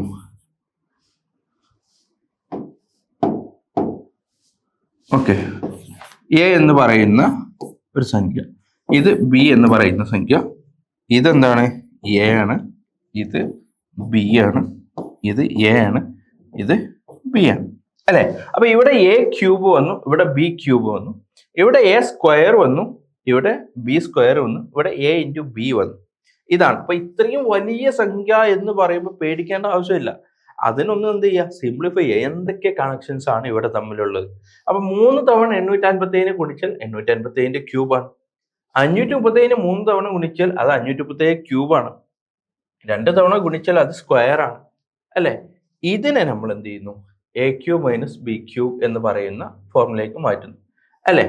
ഇനി A cube minus B cube എന്ന് പറയുന്നതിന്റെ എക്സ്പാൻഷൻ എന്താണ്, അതാണ് ഇവിടെ നൽകിയിട്ടുള്ളത്. എന്താണ്, A minus B into A square plus A B plus B square. അപ്പൊ എ സ്ക്വയർ ഇവിടെ ഇങ്ങനെയാണ് നമുക്കിപ്പൊ കിട്ടിയിട്ടുള്ളത്.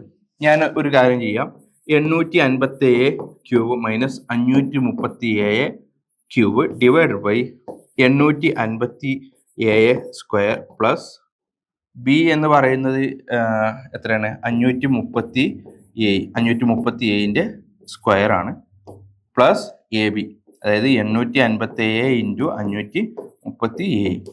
ഇതാണ് ഇപ്പോൾ നമുക്ക് കയ്യിൽ കിട്ടിയിട്ടുള്ളത് അല്ലേ. അപ്പൊ ഈ 857 സ്ക്വയർ ക്യൂബ് മൈനസ് 537 ക്യൂബ് എന്ന് വെച്ചാൽ A cube minus B cube, ഇത് നമുക്ക് കിട്ടിയിട്ടുള്ള മറ്റൊരു ഇക്വേഷൻ. ഇതിന്റെ ഫോർമാറ്റ് ആണ് ഇവിടെ നൽകിയിട്ടുള്ളത്. ഇനി നോക്കുക, ഈ തന്നിട്ടുള്ളത് എന്തൊക്കെ കണക്ഷൻ ഉണ്ട് നോക്കുക, എന്തൊക്കെ ക്യാൻസൽ ചെയ്യാൻ പറ്റും നോക്കുക. നോക്കൂ, എ മൈനസ് ബി അവിടെ തന്നെ വെക്കുക, അത് ഇവിടെയും ഇവിടെയും ആയിട്ട് ഇവിടെ മാത്രമേ എ മൈനസ് ബി ഉള്ളൂ. പക്ഷെ നോക്കൂ, എ സ്ക്വയർ ഇവിടെയുണ്ട്, എ സ്ക്വയർ ഇവിടെയുണ്ട്, A plus A into B ഇവിടെയുണ്ട്, എ ഇൻറ്റു ബി എവിടെയുണ്ട്, ബി സ്ക്വയർ എവിടെയുണ്ട്, ബി സ്ക്വയർ ഇവിടെയുണ്ട്. ഇതിനെ ഇങ്ങനെ ഒന്ന് എടുത്താൽ നമുക്ക് എന്ത് കിട്ടും, A square plus A B plus B square എന്ന് വെച്ചാൽ എ സ്ക്വയർ നമ്മുടെ A plus B whole square, ഇവിടെയും അത് തന്നെയാണ് A plus B whole square എന്ന് പറയും. ഇനി നോക്കൂ, സോറി സ്ക്വയർ വരില്ല കാരണം അവിടെ 2ab വരും. ഇനി ഈ ഇത് നോക്കൂ, ഇത് മൊത്തത്തിൽ ക്യാൻസൽ ചെയ്തൂടെ? നോക്കൂ, മൊത്തത്തിൽ ക്യാൻസൽ ചെയ്യും. കാരണം A square plus A B plus B square എന്ന് പറയുന്ന അതേ തന്നെ സാധനം തന്നെയാണ് ഇവിടെയുള്ളത്. അങ്ങനെയാണെങ്കിൽ ക്യാൻസൽ ചെയ്തു. ബാക്കി നമുക്ക് എന്ത് വരുന്നു നോക്കൂ, അവിടെയാണ് നമ്മുടെ ട്വിസ്റ്റ് വരുന്നത്. ആകെ നമുക്ക് ഇപ്പൊ വരുന്നത് A minus B. A minus B എന്ന് പറഞ്ഞാൽ എ എത്രയാണ്? നമ്മുടെ 857 അല്ലെ, 857 മൈനസ് ബി എത്രയാണ്? 537. ആൻസർ എത്ര വരും? 887 537 320. ആൻസർ എത്ര വരും? 320 വരും. നോക്കൂ, വലിയൊരു പ്രോബ്ലം, ഇത്രയും വലിയൊരു പ്രോബ്ലം നമുക്ക് തോന്നും. പക്ഷെ നമ്മളത് മുഴുവൻ ചെയ്തിട്ടില്ല. അതായത് 857 × 857 നമ്മൾ ഇങ്ങനെ ചെയ്തോ? ഇല്ലല്ലോ. നമ്മൾ എന്ത് ചെയ്തു? നമ്മൾ ഇതിന് എ ക്യൂബും എ സ്ക്വയറും ആയിട്ട് എന്താണ് ചെയ്യാൻ പറ്റുന്നത് എന്ന് നോക്കി. അതിനനുസരിച്ച് നമ്മുടെ ഇക്വേഷൻ ഉണ്ടാക്കി. അപ്പൊ ഇവിടെ A cube minus B cube ആണ് എന്ന് മനസ്സിലായി. A cube minus B cube നമ്മൾ മുമ്പ് പഠിച്ചിട്ടുണ്ട്. അതിവിടെ ചെയ്ത് കഴിഞ്ഞപ്പോൾ ന്യൂമറേറ്ററും ഡിനോമിനേറ്ററിലും കോമൺ ആയിട്ടുള്ള കാര്യങ്ങൾ എന്തൊക്കെയുണ്ട് നോക്കി അതിനെ ക്യാൻസൽ ചെയ്തു. ആകെ ബാക്കിയുള്ളത് എ മൈനസ് ബി ആണ്. അപ്പൊ നമുക്ക് എന്ത് ചെയ്തു? എ 857 ആണ് മൈനസ് 537 ആണ്. അത് വെച്ച് ചെയ്തപ്പോൾ ആൻസർ എത്ര കിട്ടി? 320 കിട്ടി. 320 കിട്ടി.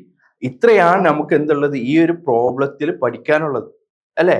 ഇത്രേ ചെയ്യാനുള്ളൂ. അപ്പൊ ഇങ്ങനെ സിംപ്ലിഫൈ ചെയ്യാനുള്ള പ്രോബ്ലം വലിയ സംഖ്യകൾ തന്നാൽ നമ്മൾ അവിടെ പേടിക്കല്ല വേണ്ടത്. എന്തൊക്കെ കണക്ഷൻസ് ഉണ്ട്? എ സ്ക്വയർ ഉണ്ടോ? ബി സ്ക്വയർ ഉണ്ടോ? അത്തരത്തിലുള്ള പ്രോബ്ലംസ് അതിലുണ്ടോ എന്ന് നോക്കിയിട്ട് അതിന് സോൾവ് ചെയ്യാൻ നോക്കുക. അത്ര ചെയ്തു വരുമ്പോൾ വളരെ സിമ്പിൾ ആയിട്ട് നോക്കൂ. നമ്മളിവിടെ ചെയ്തു വന്നപ്പോൾ ആകെ നമുക്ക് ബാക്കി ഉണ്ടായത് എ മൈനസ് ബി ആണ്, അല്ലെ? എ മൈനസ് ബി ആണ് നമുക്ക് ബാക്കി ഉണ്ടായത്. അത് ചെയ്തപ്പോൾ നമ്മൾ എന്ത് ചെയ്തു? ബാക്കി നമുക്ക് 320 കിട്ടി. ഇതോടുകൂടിയാണ് ഇത്രയേ ഉള്ളൂ ഈ ഒരു ഭാഗത്ത്, അല്ലെ? ഈ പ്രോബ്ലം വരുന്ന ഭാഗത്ത് ഇത്രയേ നമുക്ക് ചെയ്യാനുള്ളൂ. അപ്പോൾ ഇതോടുകൂടി നമ്മൾ എന്ത് ചെയ്യുന്നത്? ഈ ലൈവ് നമ്മളിവിടെ വൈൻഡപ്പ് ചെയ്യാണ്. നമുക്ക് അറിയാം ഇതോടുകൂടി തീർന്നിട്ടില്ല. നമുക്ക് ഇനിയും നമ്മുടെ മാത്സിന്റെ ലൈവുകൾ ഇനിയും വരാനുണ്ട്. അതിൽ നമുക്ക് കൂടുതൽ ക്വസ്റ്റ്യൻസ് എങ്ങനെ ചെയ്യും എന്നുള്ള കാര്യം നമ്മൾ ഡിസ്കസ് ചെയ്യുന്നു. അപ്പൊ ഇതോടുകൂടി താൽക്കാലികമായിട്ട് ഒരു വിട പറയുകയാണ്. നമുക്ക് വീണ്ടും അടുത്തൊരു ലൈവിൽ കാണാം. ബൈ.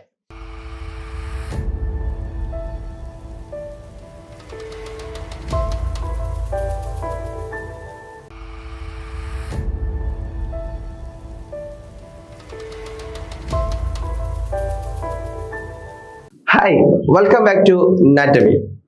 അപ്പോ ഇന്ന് നമ്മൾ വന്നിട്ടുള്ളത് NOSന്റെ +2ന്റെ ഹ്യൂമാനിറ്റീസിലുള്ള ഹിസ്റ്ററിയുമായിട്ടാണ്. നമ്മൾ ഇതിനു മുമ്പ് കണ്ടുമുട്ടിയിട്ടുള്ളത് സോഷ്യോളജിയുമായിട്ടാണ്. എങ്കിൽ ഇന്ന് നമ്മൾ കണ്ടിട്ടുള്ളത് എന്താണ്? ഹിസ്റ്ററിയുമായിട്ടാണ്. എന്ന് പറയുന്നത് ഇതുവരെ നമ്മൾ ഹിസ്റ്ററി ലൈവിലാണ്. നമ്മുടെ ഫസ്റ്റ് ലൈവ് എന്ന് പറയുന്നത് ഹിസ്റ്ററിയുടെ ഫസ്റ്റ് ലൈവ് ഇന്നാണ് നമ്മൾ സ്റ്റാർട്ട് ചെയ്യുന്നത്. ഓക്കെ, ഇതിനു മുമ്പ് നമ്മൾ സോഷ്യോളജിയുമായിട്ടൊക്കെ വന്നിട്ടുണ്ട്. അപ്പൊ ഇന്ന് നമ്മൾ എന്ത് ചെയ്യുന്നു? ഹിസ്റ്ററിയുമായിട്ട് പുതിയൊരു ടോപ്പിക്കുമായിട്ടാണ് വന്നിട്ടുള്ളത്. ഹിസ്റ്ററി എന്നുള്ളത് വളരെ ഇമ്പോർട്ടന്റ് ആയിട്ടുള്ള ഒരു ചാപ്റ്ററുകളൊക്കെ അടങ്ങിയിട്ടുള്ളതാണ് ഹിസ്റ്ററി എന്നുള്ളത് നമുക്കറിയാം. അപ്പോൾ എങ്ങനെ നമുക്ക് പലർക്കും ഡൗട്ട്സും കാര്യങ്ങളൊക്കെ ഉണ്ടാകും. ഹിസ്റ്ററി ഇതുവരെ നമ്മൾ സ്റ്റാർട്ട് ചെയ്തിട്ടില്ല. അപ്പൊ ഇന്ന് നമ്മൾ എന്ത് ചെയ്യുന്നത്? ആ കാര്യങ്ങളൊക്കെ കൃത്യമായിട്ടൊന്ന് പറയുന്നു. അതുപോലെ തന്നെ കുറച്ച് ചാപ്റ്ററുകൾ നമ്മൾ എന്ത് ചെയ്യുന്നുണ്ടോ ആ ക്വസ്റ്റ്യൻ ബേസ്ഡ് ആയിട്ടുള്ള ചാപ്റ്ററുകൾ നമ്മൾ ചർച്ച ചെയ്യുന്നു എന്നുള്ളതൊക്കെയാണ് ഇന്ന് ഇവിടെ നമ്മൾ ചെയ്യുന്നത്. അപ്പോൾ എല്ലാവരും റെഡി ആണല്ലോ? ഓക്കെ, അപ്പൊ കമന്റ് ബോക്സിലേക്ക് നിങ്ങൾ എന്ത് ചെയ്യുക? കൃത്യമായിട്ട് വന്നിട്ട് നിങ്ങളുടെ ഡൗട്ട്സും കാര്യങ്ങളൊക്കെ ചോദിക്കുക. പിന്നെ നിങ്ങൾ റെഡി ആണെങ്കിൽ നിങ്ങൾ കമന്റ് ബോക്സിൽ എന്ത് ചെയ്യുക? ലൈക്കും ബട്ടൺ എന്ത് ചെയ്യുക? ലൈക്ക് എന്ത് ചെയ്യുക? അറിയിക്കുക. അതുപോലെ തന്നെ ക്ലാസ്സിനെ കുറിച്ച് നിങ്ങളുടെ അഭിപ്രായങ്ങൾ അറിയിക്കുക. ഓക്കെ, അപ്പൊ നമുക്ക് നേരെ എന്ത് ചെയ്യാം? ക്ലാസ്സിലേക്ക് പോകാം. അപ്പോ ഇന്ന് നമ്മൾ ചർച്ച ചെയ്യുന്നത് അല്ലെ? അപ്പോ നമുക്ക് ഫസ്റ്റ് ക്ലാസ്സിലേക്ക് കടക്കുന്നതിന് മുമ്പ് നമുക്ക് ഒന്ന് രണ്ട് ഡൗട്ട്സും കാര്യങ്ങളൊക്കെ ഉണ്ടാകും. അപ്പൊ നമ്മുടെ ക്വസ്റ്റ്യന്റെ മാതൃക വരുന്നത് എന്ന് വെച്ചാൽ നമുക്കറിയാം നമ്പർ ഓഫ് ദ ക്വസ്റ്റ്യൻസ് അല്ലെ? 1 മാർക്കിന്റെ marks of the questions percent എന്താണ്? അപ്പോൾ 1 മാർക്കിന്റെ ഏകദേശം 20 ക്വസ്റ്റ്യൻസുകൾ വരാം. 2 മാർക്കിന്റെ 15 ക്വസ്റ്റ്യൻസുകൾ വരാം. 2 മാർക്കിന്റെ 6 ക്വസ്റ്റ്യൻസുകൾ. അതുപോലെ തന്നെ എന്താണ് 3 മാർക്കിന്റെ 6 ക്വസ്റ്റ്യൻസുകൾ. അതുപോലെ തന്നെ 5 മാർക്കിന്റെ 3 ക്വസ്റ്റ്യൻസുകൾ. പിന്നെ 5 മാർക്കിന്റെ 1 ക്വസ്റ്റ്യൻസുകൾ. അപ്പോൾ ഒന്ന് മാപ്പും ഇതിനെന്ത് ചിലപ്പം എന്ത് ചെയ്യുന്നുണ്ട് നമ്മള് ഉപയോഗിക്കാറുണ്ട് എന്നുള്ളതാണ്. ഓക്കെ, അതുപോലെ തന്നെ എന്താണ് ലോങ് ആൻസർ ടൈപ്പ് ഉണ്ട്, ഷോർട്ട് ആൻസർ ടൈപ്പ് ഉണ്ട്, വെരി ഷോർട്ട് ആൻസർ ടൈപ്പ് ഉണ്ട്. അങ്ങനെ ക്വസ്റ്റ്യൻസ് ഉണ്ട്, ട്രൂ ആൻഡ് ഫാൾസ് ക്വസ്റ്റ്യൻസുകൾ കാര്യങ്ങളൊക്കെ എന്ത് ചെയ്യുന്നുണ്ട് ഇതില് വരുന്നുണ്ട് എന്നുള്ളതാണ്. ഓക്കെ, ഇനി നമുക്ക് മറ്റൊന്ന് പറയാനുള്ളത് എന്താ വെച്ചാൽ നമുക്ക് വരുന്ന ലെസൺസുകളാണ്. നമുക്ക് ഏകദേശം 12 ലെസൺസുകൾ വരുന്ന TMA 40% വരുന്ന TMAയുടെ ഭാഗമാണ്. പിന്നെ വരുന്നത് 60% സോറി 60% വരുന്നത് 20 ലെസൺസോളം നമ്മൾ എക്സാമിന് ബേസ് ചെയ്തിട്ടുള്ള ക്ലാസ്സുകളാണ് വരാനുള്ളത്. അപ്പോൾ നിർബന്ധമായിട്ടും ആ ഒരു ഭാഗം നിങ്ങൾ എന്ത് ചെയ്യണം, കൃത്യമായിട്ട് ശ്രദ്ധിക്കണം. എന്ന് വെച്ചാൽ കാരണം 20 ലെസൺസുകൾ നമുക്ക് മുമ്പിൽ എന്ത് ചെയ്യുന്നുണ്ട്, വലിയ നിരയായിട്ട് നിൽക്കുന്നുണ്ട്. അപ്പോൾ ഇതിനെ സിമ്പിളായിട്ട് നമുക്ക് മനസ്സിലാക്കാൻ പറ്റുന്ന വിഷയങ്ങളാണ് ഒക്കെ ഉള്ളത്. അതുപോലെ തന്നെ അതുകൊണ്ട് എന്ത് ചെയ്യുക, ഈ 20 ലെസൺസിനെയാണ് നമ്മൾ മെയിൻ ആയിട്ട് എന്ത് ഫോക്കസ് ചെയ്യുന്നത്. ബാക്കി എന്താണ് നമ്മളെ അസൈൻമെന്റുമായി ബന്ധപ്പെട്ട ലെസൺസുകളാണ്. ഓക്കെ, അപ്പോൾ ഫസ്റ്റ് ലെസൺസ് എന്താണ്, ഹാരപ്പൻ സിവിലൈസേഷൻ എന്നുള്ളതാണ്. ഹാരപ്പൻ നാഗരികതയെ കുറിച്ചാണ് നമ്മൾ ഇന്ന് ഇവിടെ ചർച്ച ചെയ്യുന്നത്. ഓക്കെ, അപ്പോ മൂന്നാമത്തെ ലെസൺ നമ്മൾ ആദ്യമായിട്ട് ചർച്ച ചെയ്യുന്നത്. അപ്പോൾ ഹാരപ്പനുമായി ബന്ധപ്പെട്ട കുറച്ച് കാര്യങ്ങളൊക്കെയാണ് നമ്മൾ ഇവിടെ ചർച്ച ചെയ്യുന്നത്. ഓക്കെ, ആ ഫസ്റ്റ് ക്വസ്റ്റ്യൻ എന്താണ്, why is the Harappan culture called and the urban culture support your answer with any 2 examples? എന്തുകൊണ്ടാണ് ഹാരപ്പൻ സംസ്കാരത്തെ നഗര സംസ്കാരം എന്ന് വിളിക്കുന്നത് എന്നുള്ളതാണ്. അപ്പോ വിളിക്കുന്നത് എന്തെങ്കിലും 2 ഉദാഹരണങ്ങൾ ഉപയോഗിച്ച് നിങ്ങളുടെ ഉത്തരത്തെ പിന്തുണക്കുക എന്നുള്ളൊരു ക്വസ്റ്റ്യൻസ് വന്നാൽ എന്താണ്, ചിലപ്പോൾ 2 മാർക്കിനോ അല്ലെങ്കിൽ 3 മാർക്കിനോ എന്ത് ചെയ്യാം, ചോദ്യങ്ങൾ ചോദിക്കാം. അപ്പോ നോക്കുക, ഹാരപ്പൻ സംസ്കാരത്തെ നഗര സംസ്കാരം എന്ന് വിളിക്കുന്നു കാരണം അത് വിപുലമായ നഗര ആസൂത്രണവുമായി ബന്ധപ്പെട്ടതാണ്. കാരണം നന്നായി ചിട്ടപ്പെടുത്തിയ നഗര ജീവിതം പ്രകടമാക്കുന്ന ഒരു മേഖലയായിരുന്നു ഹാരപ്പൻ സംസ്കാരം. അതിൽ തന്നെ മോഹൻജദാരോ എന്നുള്ള പ്രധാനപ്പെട്ട സൈറ്റ് ഹാരപ്പയിൽപ്പെട്ടുള്ള മോഹൻജദാരോ, 2 പ്രധാനപ്പെട്ട നമ്മുടെ ഹാരപ്പയും അതുപോലെ തന്നെ മോഹൻജദാരോയും, 2 വിശാലമായ ഒന്നാ തന്നെ പക്ഷേ വിശാലമായി കൊടുക്കുന്ന 2 മെയിൻ പട്ടണങ്ങളായിരുന്നു ഹാരപ്പനും അതുപോലെ തന്നെ മോഹൻജദാരോയും എന്നൊക്കെ പറയുന്നത്. ഓക്കെ, അപ്പോ എന്ന് വിളിക്കുന്നത് നഗര സംസ്കാരം എന്ന് വിളിക്കുന്നത് കാരണം അത് വിപുലമായ ഒരു നഗരത്തിന്റെ ഒരു ആസൂത്രിതമായിട്ടുള്ളതായിരുന്നു, ചിട്ടപ്പെടുത്തിയതായിരുന്നു ഹാരപ്പൻ സംസ്കാരികം എന്നത്. ആധുനിക അടിസ്ഥാന സൗകര്യങ്ങളോടുകൂടിയും അത് സാന്നിധ്യം ഉയർത്തി നിൽക്കുന്ന പൗര സംഘടനയെ സൂചിപ്പിക്കുന്നത്. ഇത് വാസസ്ഥലങ്ങളുടെ സവിശേഷതയാണ്. ഈ വർഗീകരണത്തെ പിന്തുണയ്ക്കുന്ന 2 ഉദാഹരണങ്ങൾ നമുക്ക് എന്ത് ചെയ്യാം, ഇവിടെ നോക്കാം. അതിൽ ഒന്നാണ് നല്ല ആസൂത്രണം ചെയ്ത നഗരങ്ങളായിരുന്നു. അഡ്വാൻസ്ഡ് ഡ്രെയിനേജ് സിസ്റ്റം എവിടെ ഉണ്ടായിരുന്നു, ഹാരപ്പയിൽ കണ്ടിരുന്നു. ഹാരപ്പൻ നഗരങ്ങളെ മോഹൻജദാരോ, ഹാരപ്പ എന്നീ ഗ്രിഡ് പാറ്റേണിലാണ് നിർമ്മിച്ചിരുന്നത്. തെരുവുകൾ നേരായതും വലുത് കോണുകളിൽ തന്നെ മുറിച്ചു കടക്കുന്നതും വരുന്നു എന്നുള്ളതായിരുന്നു. സൂക്ഷ്മമായ ആസൂത്രണത്തെ പ്രതിഫലിപ്പിക്കുന്ന നഗരങ്ങളെ ഒരു കോട്ടയായും ഭരണപരവും മതപരവുമായിട്ടുള്ള ആവശ്യങ്ങൾക്കായി ഒരു താഴ്ന്ന പട്ടണമായും പാർപ്പിട വാണിജ്യ പ്രവർത്തനങ്ങൾക്കായി വിഭജിച്ചു. അപ്പോ കോട്ട കീഴ്പട്ടണം എന്നുള്ളത് നഗരങ്ങളുടെ അവിടെ ഉണ്ടായിരുന്ന ഒരു മെയിൻ ഒരു ഭൂപ്രദേശ സിസ്റ്റമായിരുന്നു. അതായത് കോട്ട എന്ന് പറയുമ്പോൾ ഭരണപരവും മതപരവുമായുള്ള ആവശ്യങ്ങൾക്കായിട്ട് കോട്ട ഭാഗങ്ങൾ എന്ത് ചെയ്യുന്നു എന്താ വെച്ചാൽ ഉയർന്ന പ്രദേശങ്ങൾ അതിനു വേണ്ടി എന്തായിരുന്നു അതിന് വേണ്ടിയിട്ടായിരുന്നു അവർ ഉപയോഗിച്ചിരുന്നത്. കോട്ടയ്ക്ക് വേണ്ടിയിട്ടാണെങ്കിൽ താഴ് ഭാഗങ്ങൾ ഉപയോഗിച്ചിരുന്നത് എന്ന് വെച്ചാൽ താഴ്ന്ന പട്ടണം തന്നെ കീഴ്പട്ടണങ്ങൾ എന്ന് പറയുന്നു. ഇവയെ എന്ന് പറയുന്നു പാർപ്പിട വാണിജ്യ പ്രവർത്തനങ്ങൾക്കായി എന്ത് ചെയ്തു, ഇവയും വിഭജിച്ചു. ഓക്കെ, അപ്പൊ ഇങ്ങനെ കീഴ്പട്ടണം, കോട്ട, കീഴ്പട്ടണം എന്നിങ്ങനെ 2 പ്രദേശമായിട്ട് എന്ത് ചെയ്തു, ഈ നാടിനെ എന്ത് ചെയ്തു, അവർ വിഭജിച്ചിരുന്നു എന്നതിനെ ഡിവൈഡ് ചെയ്തിരുന്നു എന്നുള്ളതാണ്. ഓക്കെ, അതുപോലെ തന്നെ നഗരാസൂത്രണം നമ്മൾ പറഞ്ഞിരുന്നു അല്ലെ, കൃത്യമായിട്ടുള്ള കോണുകൾ തിരിച്ചുള്ള അവരുടെ ബിൽഡിംഗ് നിർമ്മാണങ്ങളും കാറ്റിമാറിക്കാം. മറ്റൊരു അഡ്വാൻസ്ഡ് ഡ്രെയിനേജ് സിസ്റ്റമാണ്. ഹാരപ്പക്കാർക്ക് വളരെ കാര്യക്ഷമമായ ഒരു ഡ്രെയിനേജ് സംവിധാനം നിർമ്മിച്ചിരുന്നു. ശുചീകരണത്തിനും അറ്റകുറ്റപ്പണികൾക്കുമുള്ള വ്യവസ്ഥകളോടെ മൂടിയ അയക്കുചാലുകൾ തെരുവുകളിലൂടെ ഒഴുക്കി മിക്കവാറും എല്ലാ വീടുകളിലും ഡ്രെയിനേജ് സിസ്റ്റം എന്ത് ചെയ്യുന്നു ബന്ധിപ്പിച്ചിട്ടുള്ള സ്വകാര്യ കുളിമുറികൾ ഉണ്ടായിരുന്നു. അത് വിപുലമായ സാനിറ്ററി രീതികൾ നിന്നു അതിൽ പരാമർശിക്കുന്നുമുണ്ട്. അപ്പൊ അവര് നല്ല രീതിയിലായിരുന്നു അതിനെന്ത് ചെയ്ത് അവര് മുന്നോട്ട് കൊണ്ടുപോയിരുന്നത്. ഡ്രെയിനേജ് സിസ്റ്റങ്ങളൊക്കെ പുതിയ ഇന്നത്തെ ആധുനിക രീതിയിലുള്ള ലെവലിലുള്ള രീതിയിൽ തന്നെ അന്ന് അവരെന്ത് ചെയ്തു അതിനെ ക്രിയേറ്റ് ചെയ്തിരുന്നു എന്നുള്ളതായിരുന്നു. ഓക്കെ, നെക്സ്റ്റ് ഒരു ചോദ്യം നോക്കൂ. Why is the Indus Valley civilizations called the Harappa civilizations? എന്തുകൊണ്ടാണ് സിന്ധു നദീതട സംസ്കാരത്തെ ഹാരപ്പൻ നാഗരികത എന്ന് വിളിക്കുന്നത്? സിന്ധു നദീ തട നാഗരികതയെ ഹാരപ്പൻ നാഗരികത എന്ന് വിളിക്കുന്നു കാരണം നാഗരികതയുടെ അടയാളങ്ങൾ കണ്ടെത്തിയ ആദ്യത്തെ സ്ഥലമാണ് ഇത് ഹാരപ്പ എന്നുള്ളത്. സിന്ധു നദിയുടെ പ്രദേശങ്ങളിൽ അടങ്ങിയതായിരുന്നു ഹാരപ്പൻ പ്രദേശങ്ങൾ എന്നുള്ളതാണ്. ഹാരപ്പൻ സംസ്കാരത്തിന്റെ വിവിധ ഘട്ടങ്ങൾ ഉൾപ്പെടുത്തുന്നു എന്നുള്ളതാണ്. അപ്പൊ ഹാരപ്പൻ സംസ്കാരത്തിന്റെ വിവിധ ഘട്ടങ്ങൾ എന്തെല്ലാമായിരുന്നു എന്നുള്ളതാണ് ക്വസ്റ്റ്യൻസ്. നോക്കൂ, ആദ്യകാല ഹാരപ്പൻ ഘട്ടം, മുതിർന്ന ഹാരപ്പൻ ഘട്ടം, വേഗിയ ഹാരപ്പൻ. ആദ്യ കാലഘട്ടം, രണ്ടാം നടുവിലുള്ള മധ്യകാലഘട്ടം, അതുപോലെ തന്നെ പിന്നെ ആധുനികമായിട്ടുള്ള പുതിയ കാലഘട്ടം എന്നിങ്ങനെയായിരുന്നു ഉണ്ടായിരുന്നത്. ഒന്ന് BC 3500 മുതൽ 2500 വരെയും 2600 മുതൽ 1900 വരെയും 1900 മുതൽ 400 വരെയും കാലഘട്ടങ്ങളായിരുന്നു ഈ ഒരു 3 കാലഘട്ടം എന്ന് പറയുന്നത്. ഇനി ഹരിയാനയിലെയും ഗുജറാത്തിലെയും പ്രധാനപ്പെട്ട ഏതെങ്കിലും ഹാരപ്പൻ സൈറ്റുകളുടെ പേര് നൽകുക എന്നാണ്. ഒന്ന് ഹരിയാനയിലെ ബനാവാലി എന്നുള്ളതും രാഗിഗറി എന്നുള്ളതും ഗുജറാത്തിലെ ലോത്തലും ധോളവീരയും അല്ലെ, ഈ 2 സ്ഥലങ്ങളായിരുന്നു എന്ത് ഹരിയാനയിലെയും ഗുജറാത്തിലെയും ഹാരപ്പയുടെ സൈറ്റുമായി ബന്ധപ്പെട്ട 2 സ്ഥലങ്ങൾ എന്ന് പറയുന്നത്. ഓക്കെ, ഇനി മോഹൻജദാരോ കണ്ടെത്തിയത് ആര് എന്നുള്ളത് അല്ലെ. Mohenjodaro was discovered by the R.D. Banerjee അല്ലെ. ഹാരപ്പ ഏത് നദീ തീരത്താണ് സ്ഥിതി ചെയ്യുന്നത്? ദ റിവർ രവി നദിയുടെ തീരത്താണ്. ഹാരപ്പ നദിയുടെ തീരത്താണ്. ഏത് നദിയുടെ തീരത്താണെന്ന് വെച്ചാൽ അതിന് രവി നദിയുടെ തീരത്താണ് ഇത് സ്ഥിതി ചെയ്യുന്നത്. ഒരു നഗര സംസ്കാരത്തിന്റെ പ്രധാന സവിശേഷതകൾ എന്തൊക്കെയാണ്? നന്നായി ആസൂത്രണം ചെയ്ത നഗരങ്ങൾ, സ്പെഷ്യലൈസ്ഡ് കലയും കരകൗശലവും, അതുപോലെ നികുതി, ലിപി തുടങ്ങിയവയാണ് നഗര സംസ്കാരത്തിന്റെ പ്രധാന സവിശേഷത. ഹാരപ്പൻ പട്ടണങ്ങളിലെ കോട്ട സാധാരണയായി ഏത് ദിശയിലാണ് സ്ഥിതി ചെയ്യുന്നത്? പടിഞ്ഞാറ് ദിശയിലാണ് സാധാരണയായിട്ട് സ്ഥിതി ചെയ്യുന്നത്. ഇനി വീടുകൾ നിർമ്മിക്കാൻ ഉപയോഗിച്ചത് ഏത് തരം ഇഷ്ടികയാണ്? കത്തിച്ച ഇഷ്ടികകളാണ് വീടുകളുടെ നിർമ്മാണത്തിന് വേണ്ടി. എന്ന് വെച്ചാൽ ചൂളക്കിട്ട അല്ല ചൂട് പഠിപ്പിച്ച ഇഷ്ടികളായിരുന്നു അവർ ഈ ബിൽഡിങ്ങുകളും മറ്റൊക്കെ നിർമ്മിക്കാൻ വേണ്ടിയിട്ട് ഹാരപ്പയിൽ ഉപയോഗിച്ചിരുന്നത്. ഗ്രേറ്റ് ബാത്ത് എവിടെയാണ് കണ്ടെത്തിയത്? അത് എന്താണ് മോഹൻജദാരോയിലാണ് ഗ്രേറ്റ് ബാത്ത് എന്താണ് വലിയ കുളിപ്പുരകൾ എന്നത് കണ്ടെത്തിയത്. ലോത്തലിൽ കണ്ടെത്തിയ പ്രധാന ഘടനയുടെ പേര് പറയുക. എന്താണ് ഡോക്ക് യാർഡ് എന്നുള്ളതാണ്. അതുപോലെ തന്നെ കൃഷി കൂടാതെ ഹാരപ്പൻ ജനത ഏത് സാമ്പത്തിക പ്രവർത്തനമാണ് നടത്തിയിരുന്നത്? പശുപരിപാലനം, കന്നുകാലി വളർത്തൽ എന്നിവയാണ് ഇവരുടെ മെയിൻ ആയിട്ടുള്ള അവരുടെ മറ്റു ഹോബികൾ എന്ന് പറയുന്നത്. ഇനി ഹാരപ്പൻ സംസ്കാരക്കാർ ഉപയോഗിക്കുന്ന പ്രധാന ഭക്ഷ്യവിളകളുടെ പേര് എന്താണ്?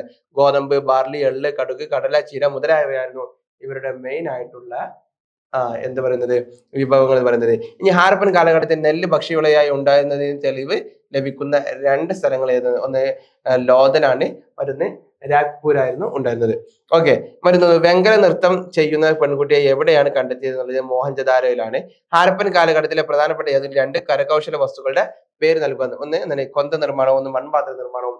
ഇതെല്ലാം വൺ വേർഡ് ക്വസ്റ്റ്യൻസുകളാണ്. നിർബന്ധമായിട്ട് നിങ്ങൾ മനസ്സിലാക്കി വെക്കുക. മാപ്പിൽ ചോദിക്കാൻ സാധ്യതയുണ്ട് എന്നുള്ളതാണ്. ഓക്കെ, ഇനി ഹാരപ്പൻ ജനതയുടെയും ചെമ്പിന്റെയും പ്രധാന ഉറവിടം ഏതാണ്? ഹാരപ്പൻ ജനതയുടെ ചെമ്പിന്റെ പ്രധാന ഉറവിടം രാജസ്ഥാനിലെ ഗോർദി ഗരികളായിരുന്നു അവരുടെ ചെമ്പിന്റെ ഗരികൾ എന്ന് പറയുന്നത്. മറ്റൊന്നാണ് ഹാരപ്പൻ സമൂഹം ഒരു സമൂഹമാണെന്ന് വിശ്വസിക്കപ്പെടുന്നു അല്ലെ.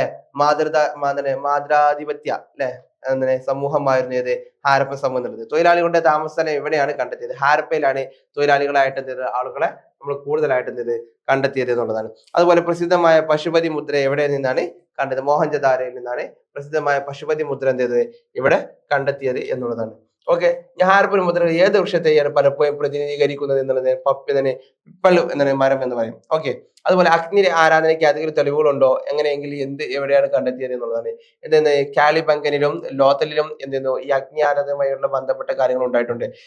ഏത് സ്ഥലത്താണ് സംയുക്ത ശ്മശാനങ്ങൾ കണ്ടെത്തിയെന്നുള്ളത്? ലോതൽ ഭാഗത്തായിരുന്നു സംയുക്തമായിട്ടുള്ള ഈ ഒരു കാര്യം കണ്ടെത്തിയെന്നുള്ളതാണ്. ഓക്കെ, ഇനി നമുക്ക് ഹാരപ്പൻ ലിപിയിൽ കാണപ്പെടുന്ന അടയാളങ്ങളുടെ ഏകദേശം എണ്ണം എത്ര എന്നുള്ളത്? What is the approximate the number of the science found in the Harappa script അല്ലെ. ഹാരപ്പ സ്ക്രിപ്റ്റ് ലിപികളിൽ കണ്ടെത്തിയിട്ടുള്ള അടയാളങ്ങളുടെ ഏകദേശം എണ്ണം എത്ര എന്നുള്ളത്? 400 എന്നുള്ളതാണ് കേട്ടോ. ഓക്കെ, ഇനി ഹാരപ്പൻ നാഗരിക തകർച്ചയ്ക്ക് കാരണമായ പ്രകൃതിക്ഷോഭങ്ങൾ എന്തെല്ലാമാണ്? വെള്ളപ്പൊക്കങ്ങളും ഭൂകമ്പങ്ങളും ഹാരപ്പൻ നാഗരികതയുടെ തകർച്ചയ്ക്ക് കാരണമായിട്ടുണ്ട്. മധ്യപ്രദേശിലെയും മഹാരാഷ്ട്രയിലെയും ഓരോ ചാൽക്കോലിത്തിക് സൈറ്റിലെ പേരുകൾ എന്തൊക്കെയാണ്? മധ്യപ്രദേശിലെ നവദർ തോളി എന്നും മഹാരാഷ്ട്രയിലെ ഇനങ്കാവി എന്നുമായിരുന്നു ഇത് രണ്ടിന്റെയും പേര്. ഇനി ചാൽക്കോലിത്തിക് കാലഘട്ടത്തിൽ ഉപകരണങ്ങൾ നിർമ്മിക്കാൻ ഉപയോഗിച്ച മെറ്റീരിയൽസ് ഏതായിരുന്നു? കാത്തോലിക് കാലഘട്ടത്തിൽ ഉപകരണങ്ങൾ നിർമ്മിക്കാൻ കല്ലും ചെമ്പുമാണ് അവർ ഉപയോഗിച്ചത്. കാത്തോലിക് ജനതയുടെ വീടുകൾ ഏത് മെറ്റീരിയൽസ് ആണ് നിർമ്മിച്ചിരുന്നത് എന്നുള്ളത്? കാത്തോലിക് ജനതയുടെ വീടുകൾ ചെളി കൊണ്ടാണ് അവർ നിർമ്മിച്ചിരുന്നത്. ഇനി നമുക്കൊരു ക്വസ്റ്റ്യൻസ് ആണ്. കാത്തോലിക് സംസ്കാരത്തിന്റെ ഡാഷ് സ്വഭാവത്തിലായിരുന്നു? ഗ്രാമീണമാണോ നാഗരികമായ സ്വഭാവമാണോ ചാൽക്കോലിത്തിക്കിന് ഉണ്ടായിരുന്നത് വെച്ചാൽ അവർക്കുള്ള ഗ്രാമീണ സ്വഭാവമായിരുന്നു ഉണ്ടായിരുന്നത് എന്നുള്ളതാണ്. ഓക്കെ, ഇനി നോക്കൂ, അതിൽ 2 ഹാരപ്പൻ ചാൽക്കോലിത്തിക് സംസ്കാരയുടെ പേര് നൽകുക എന്നുള്ളതാണ്. മധ്യപ്രദേശിലെ കായാട്ട് സംസ്കാരവും മഹാരാഷ്ട്രയിലെ ജോർവെ സംസ്കാരവുമായിരുന്നു. ഹാരപ്പൻ നഗരാസൂത്രണത്തിന്റെ പ്രധാന സവിശേഷത വിവരിക്കുക എന്നുള്ളതാണ്. ഹാരപ്പൻ നഗരത്തിൽ ഏറ്റവും പ്രധാനപ്പെട്ട നഗര സവിശേഷത അതിന്റെ നഗരാസൂത്രണമായിരുന്നു എന്ന് നമ്മൾ മനസ്സിലാക്കുക. അതുപോലെ തന്നെ ചില പ്രാദേശിക വ്യതിയാനങ്ങളും ശ്രദ്ധയിൽപ്പെട്ടിട്ടുണ്ടെങ്കിലും ഇത് ഗണ്യമായ ഏകീകൃത അടയാളപ്പെടുത്തിയിരിക്കുന്നു. നഗരത്തിന്റെ ലോ ഔട്ട് തെരുവുകൾ, ഘടനകൾ, ഇഷ്ടിക വലിപ്പം തുടങ്ങിയവയിലെ ഏകീകൃത എന്ത് ചെയ്യുന്നു നമ്മൾ കാണുന്നു എന്നുള്ളതാണ്. അതുപോലെ തന്നെ എന്താണ് ഹാരപ്പ, മോഹൻജദാരോ, കാളിബംഗൻ എന്നിവയും മിക്കവാറും എല്ലാ പ്രധാന സ്ഥലങ്ങളും രണ്ട് ഭാഗങ്ങളായി വിഭജിച്ചിരുന്നു. പടിഞ്ഞാറ് വശത്ത് ഉയർന്ന കുന്നിന് മുകളിലും താഴെ രണ്ട് എന്താണ് സെറ്റിൽമെന്റ് കിഴക്ക് ഭാഗത്തും എന്ത് ചെയ്തു അങ്ങനെയായിരുന്നു. അവരെന്താണ് കുന്നിന് മുകളിൽ കോട്ടകളും അതുപോലെ തന്നെ തായ്വാരങ്ങളിൽ എന്താണ് പട്ടണങ്ങളും നിർമ്മിച്ചുകൊണ്ടാണ് അവരെന്ത് ചെയ്ത് ഉണ്ടായിരുന്നത്. ഭരണപരവും ആചാരപരമായ വിരുദ്ധമായി പ്രവർത്തിച്ചേക്കാവുന്ന വലിയ കെട്ടിടങ്ങൾ ഇതിൽ അടങ്ങിയിരുന്നു. നഗരത്തിന്റെയും തായ്വാരത്തിലാണ് താമസ സൗകര്യങ്ങൾ നിർമ്മിച്ചിരുന്നത്. തെരുവുകൾ ക്രോസ് കോസിൽ വലത് കോണിൽ എന്ത് ചെയ്തു പരസ്പരം എന്ത് ചെയ്തു അങ്ങോട്ടും ഇങ്ങോട്ടും എന്താണ് വിഭജിച്ചുകൊണ്ട് എന്ത് ചെയ്തു രണ്ട് സൈഡിൽ ഇവര് മുന്നിലൂടെ വഴികൾ അങ്ങനെയൊക്കെ ആയിരുന്നു അവരുടെ പട്ടണങ്ങളുടെ നിർമ്മാണം എന്നുള്ളത്. ഇത് വളരെ ഇത് നഗരത്തെ പല പാർപ്പിട ബ്ലോക്കുകളായി വിഭജിക്കുന്നു. പ്രധാന തെരുവ് ഇടുങ്ങിയ പാതകളാൽ ബന്ധിപ്പിച്ചിരിക്കുന്നു. പ്രധാന തെരുവുകളിലല്ല ഈ പാതകളിലാണ് വീടുകളുടെ വാതിൽ തുറന്നത്. വീടുകൾ നിർമ്മിക്കുവാറും കരിഞ്ഞ ഇഷ്ടികകൾ കൊണ്ടാണ് നിർമ്മിച്ചിരുന്നത്. സാധാരണക്കാരുടെ വീടുകൾ വലിപ്പത്തിൽ വ്യത്യാസപ്പെട്ടിരുന്നു. വലിയ വീടുകൾക്ക് ചതുരാകൃതിയിലുള്ള മുറ്റത്തിന് ചുറ്റും നിരവധി മുറികൾ ഉണ്ടായിരുന്നു. ഈ വീടുകളിൽ സ്വകാര്യ കിണറുകളും അടുക്കളകളും കുളിക്കാനുള്ള പ്ലാറ്റ്ഫോമുകളും മാറ്റം നൽകിയിരുന്നു. ഒറ്റമുറി കെട്ടിടങ്ങളോ ബാരക്കുകളോ ഉണ്ടായിരുന്നു. ഒരുപക്ഷെ ഈ വീടുകൾ സമൂഹത്തിലെ പാവപ്പെട്ട വിഭാഗങ്ങൾക്ക് വേണ്ടി നിർമ്മിച്ചതാണ്. ഹാരപ്പക്കാരുടെ ഡ്രെയിനേജ് സംവിധാനം വികസിപ്പിച്ചെടുത്തു.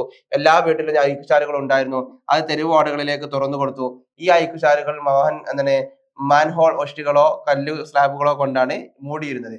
ശുചീകരണത്തിനായി തെരുവുകളുടെ അരികിൽ കൃത്യമായ ഇടവേളകളിൽ ഇവ നിർമ്മിച്ചു. ഇത് കാണിക്കുന്നത് ഹാരപ്പൻ നാഗരികതയിലെ ജനങ്ങളുടെ ശുചിത്വ ശാസ്ത്രം നന്നായി അറിയാമായിരുന്നു എന്നുള്ളതാണ്.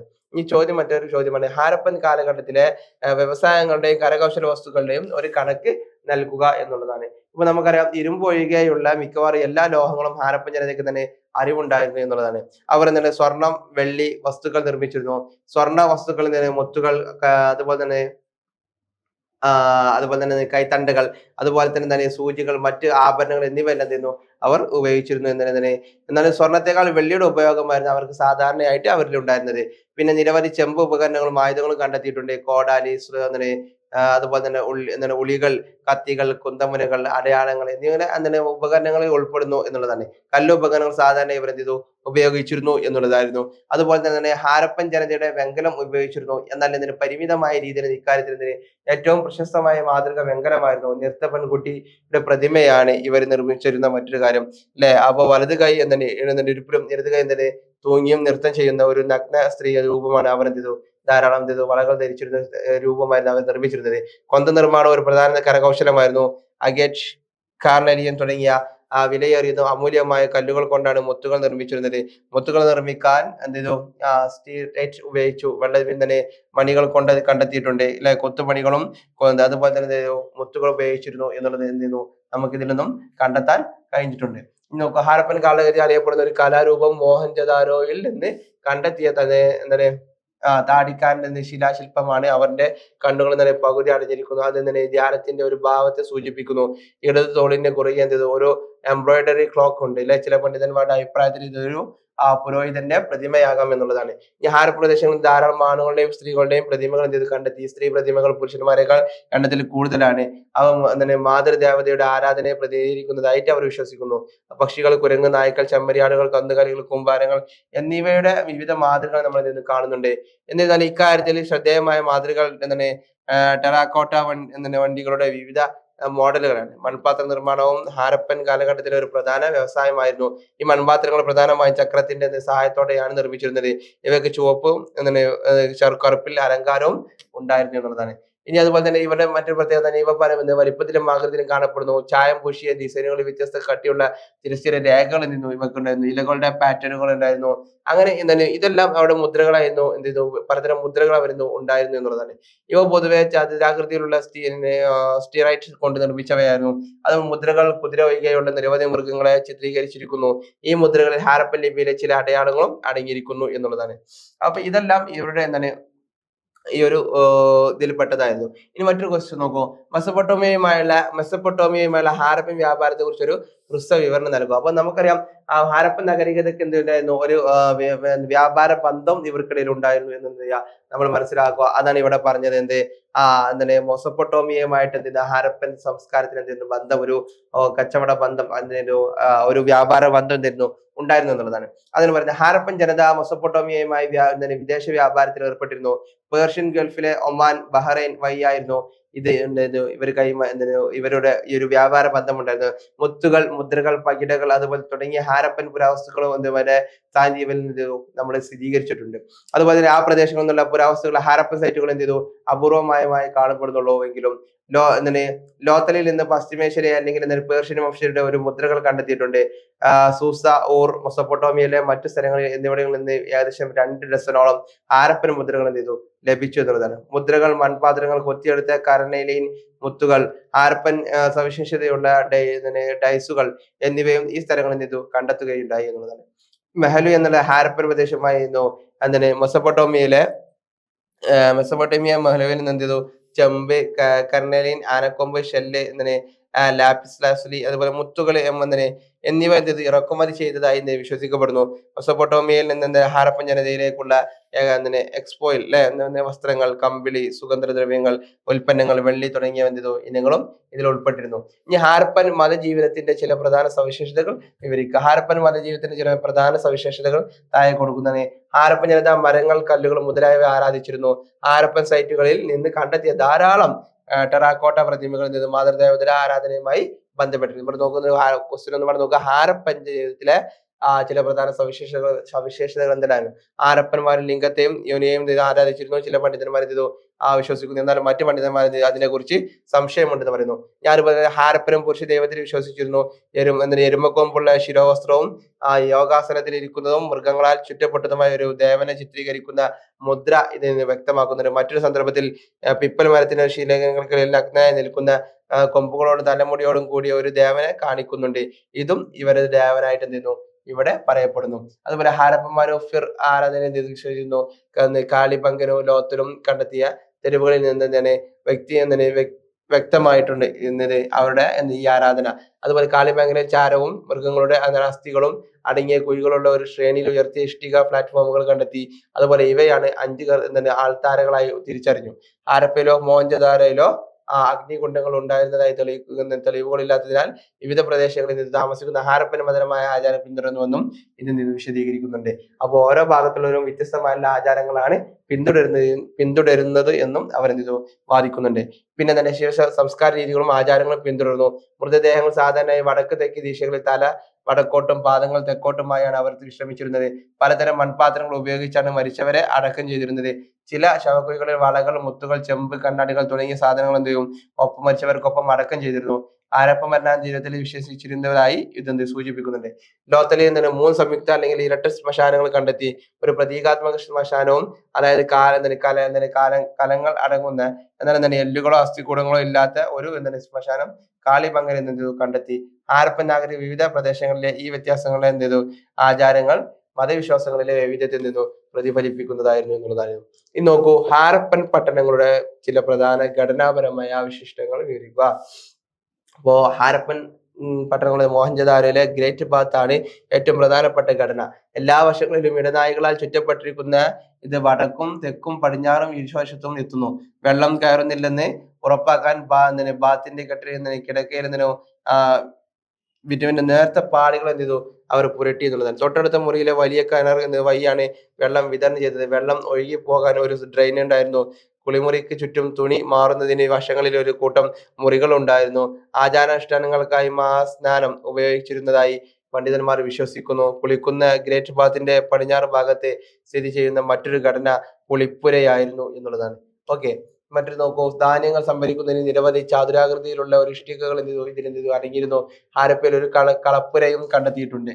ധാന്യങ്ങൾ ശേഖരിക്കുന്ന കളപ്പുര എന്നുള്ളത്. അതുപോലെ ധാന്യങ്ങൾ മെതിക്കാൻ ഉപയോഗിച്ചിരുന്ന വൃത്താകൃതിയിലുള്ള ഇഷ്ടിക പ്ലാറ്റ്ഫോമുകളും ഇവിടെ കണ്ടെത്തിയിട്ടുണ്ട്. അതുപോലെ തന്നെ ഇവിടെ നിന്ന് ഗോതമ്പിന്റെയും ബാർലിയുടെയും പതിർ കണ്ടെത്തിയതിൽ നിന്നാണ് ഇത് അറിയുന്നത്. ലോകത്തിലെ ഒരു ഇഷ്ടിക ഘടന കപ്പലുകൾ നിർത്തുന്നതിനും ചരക്ക് കൈകാര്യം ചെയ്യുന്നതിനുമുള്ള ഒരു ഡോക്ക് യാർഡായിട്ട് തിരിച്ചറിഞ്ഞിട്ടുണ്ട് എന്നുള്ളതും ഇവിടുത്തെ പ്രത്യേകത തന്നെ. അപ്പോൾ വലിയൊരു രീതിയിൽ തന്നെയായിരുന്നു ഹാരപ്പൻ ജനതയുടെ ഈ ഒരു ഘടന എന്നുള്ളത്.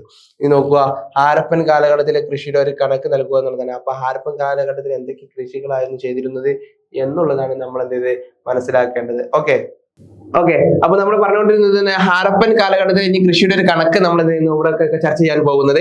അപ്പൊ കൃഷിക്ക് ഉപയോഗിക്കുന്ന ഉപകരണങ്ങളുടെ വ്യക്തമായ തെളിവുകൾ നമുക്ക് പക്കലില്ല എന്നുള്ളതാണ്. എന്തെങ്കിലും എന്താണ് ചില വയലുകളിൽ ചാലുകളോ എന്താണ് ഉയവുകളോ കാണപ്പെടുന്നുണ്ട്. ഇവ കലപ്പ കൃഷി എന്തെന്ന് സൂചിപ്പിക്കുന്നു എന്നുള്ളതാണ്.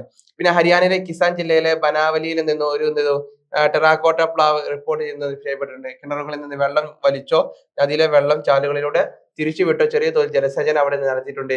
അതുപോലെ ബാർലി, എള്ള്, കടുക്, ഗോതമ്പ്, ചീര എന്നിവ മുതലായവയാണ് പ്രധാന ആഹാരമായിട്ട് അവർ ഉപയോഗിച്ചിരുന്നത്. അരിയുടെ തെളിവുകൾ ലോകത്തിൽ നിന്നും അതുപോലെ തന്നെ രാഗ്പൂരിൽ നിന്നും മൺപാത്ര നിർമ്മാണം പതിഞ്ഞ തൊണ്ടുകളിൽ നിന്നാണ് ലഭിച്ചത്. പരുത്തി മറ്റൊരു പ്രധാന വിളയായിരുന്നു. മോഹൻജദാരോയിൽ നിന്ന് നെയ്ത തുണിയുടെ ഒരു കഷ്ണം കണ്ടെത്തുകയും ചെയ്തിട്ടുണ്ട് എന്നുള്ളത്. അപ്പോ ഇവർക്ക് നെയ്ത്തും ഇവരിൽ വശമുണ്ടായിരുന്നു എന്നുള്ളതാണ്. ഇനി ഹാരപ്പയുടെ ലിപി സിസ്റ്റമാണ്. ഹാരപ്പക്കാർ സാക്ഷരരായ ആളുകളായിരുന്നു. ഹാരപ്പൻ മുദ്രകൾ അതുപോലെ തന്നെ സ്ക്രിപ്റ്റ് ഇതുവരെ മനസ്സിലാക്കിയിട്ടില്ല ആശയം നേരിട്ട് അറിയിക്കാൻ അവർ ഐഡിയോഗ്രാഫുകൾ അതുപോലെ അതൊരു ഗ്രാഫിക് ചിഹ്നമോ പ്രതീകമോ ഉപയോഗിച്ചതായി വിശ്വസിക്കപ്പെടുന്നു എന്നുള്ളതാണ്. അവർ സംസാരിച്ച ഭാഷ നമ്മൾക്ക് അറിയില്ല എന്നുള്ളതാണ്. ഓക്കെ, എന്നിരുന്നാലും കൂടുതൽ ഗവേഷണങ്ങൾക്ക് മാത്രമേ കൂടുതൽ അനാവരണം ചെയ്യാനാവുകയോ എന്നുള്ളതും ഹാരപ്പൻ ലിപിയെ കുറിച്ച് കൂടുതൽ അറിയാനും കഴിയൂ എന്നുള്ളത് നമ്മൾ ഇതിലൂടെ മനസ്സിലാക്കുക. ഇനി ഹാരപ്പൻ നാഗരികതയെ പെട്ടെന്ന് പ്രത്യക്ഷപ്പെട്ടതാണെന്ന് നിങ്ങൾ കരുതുന്നുണ്ടോ എന്നുള്ളതാണ്. ഇല്ല, ഒരിക്കലുമില്ല.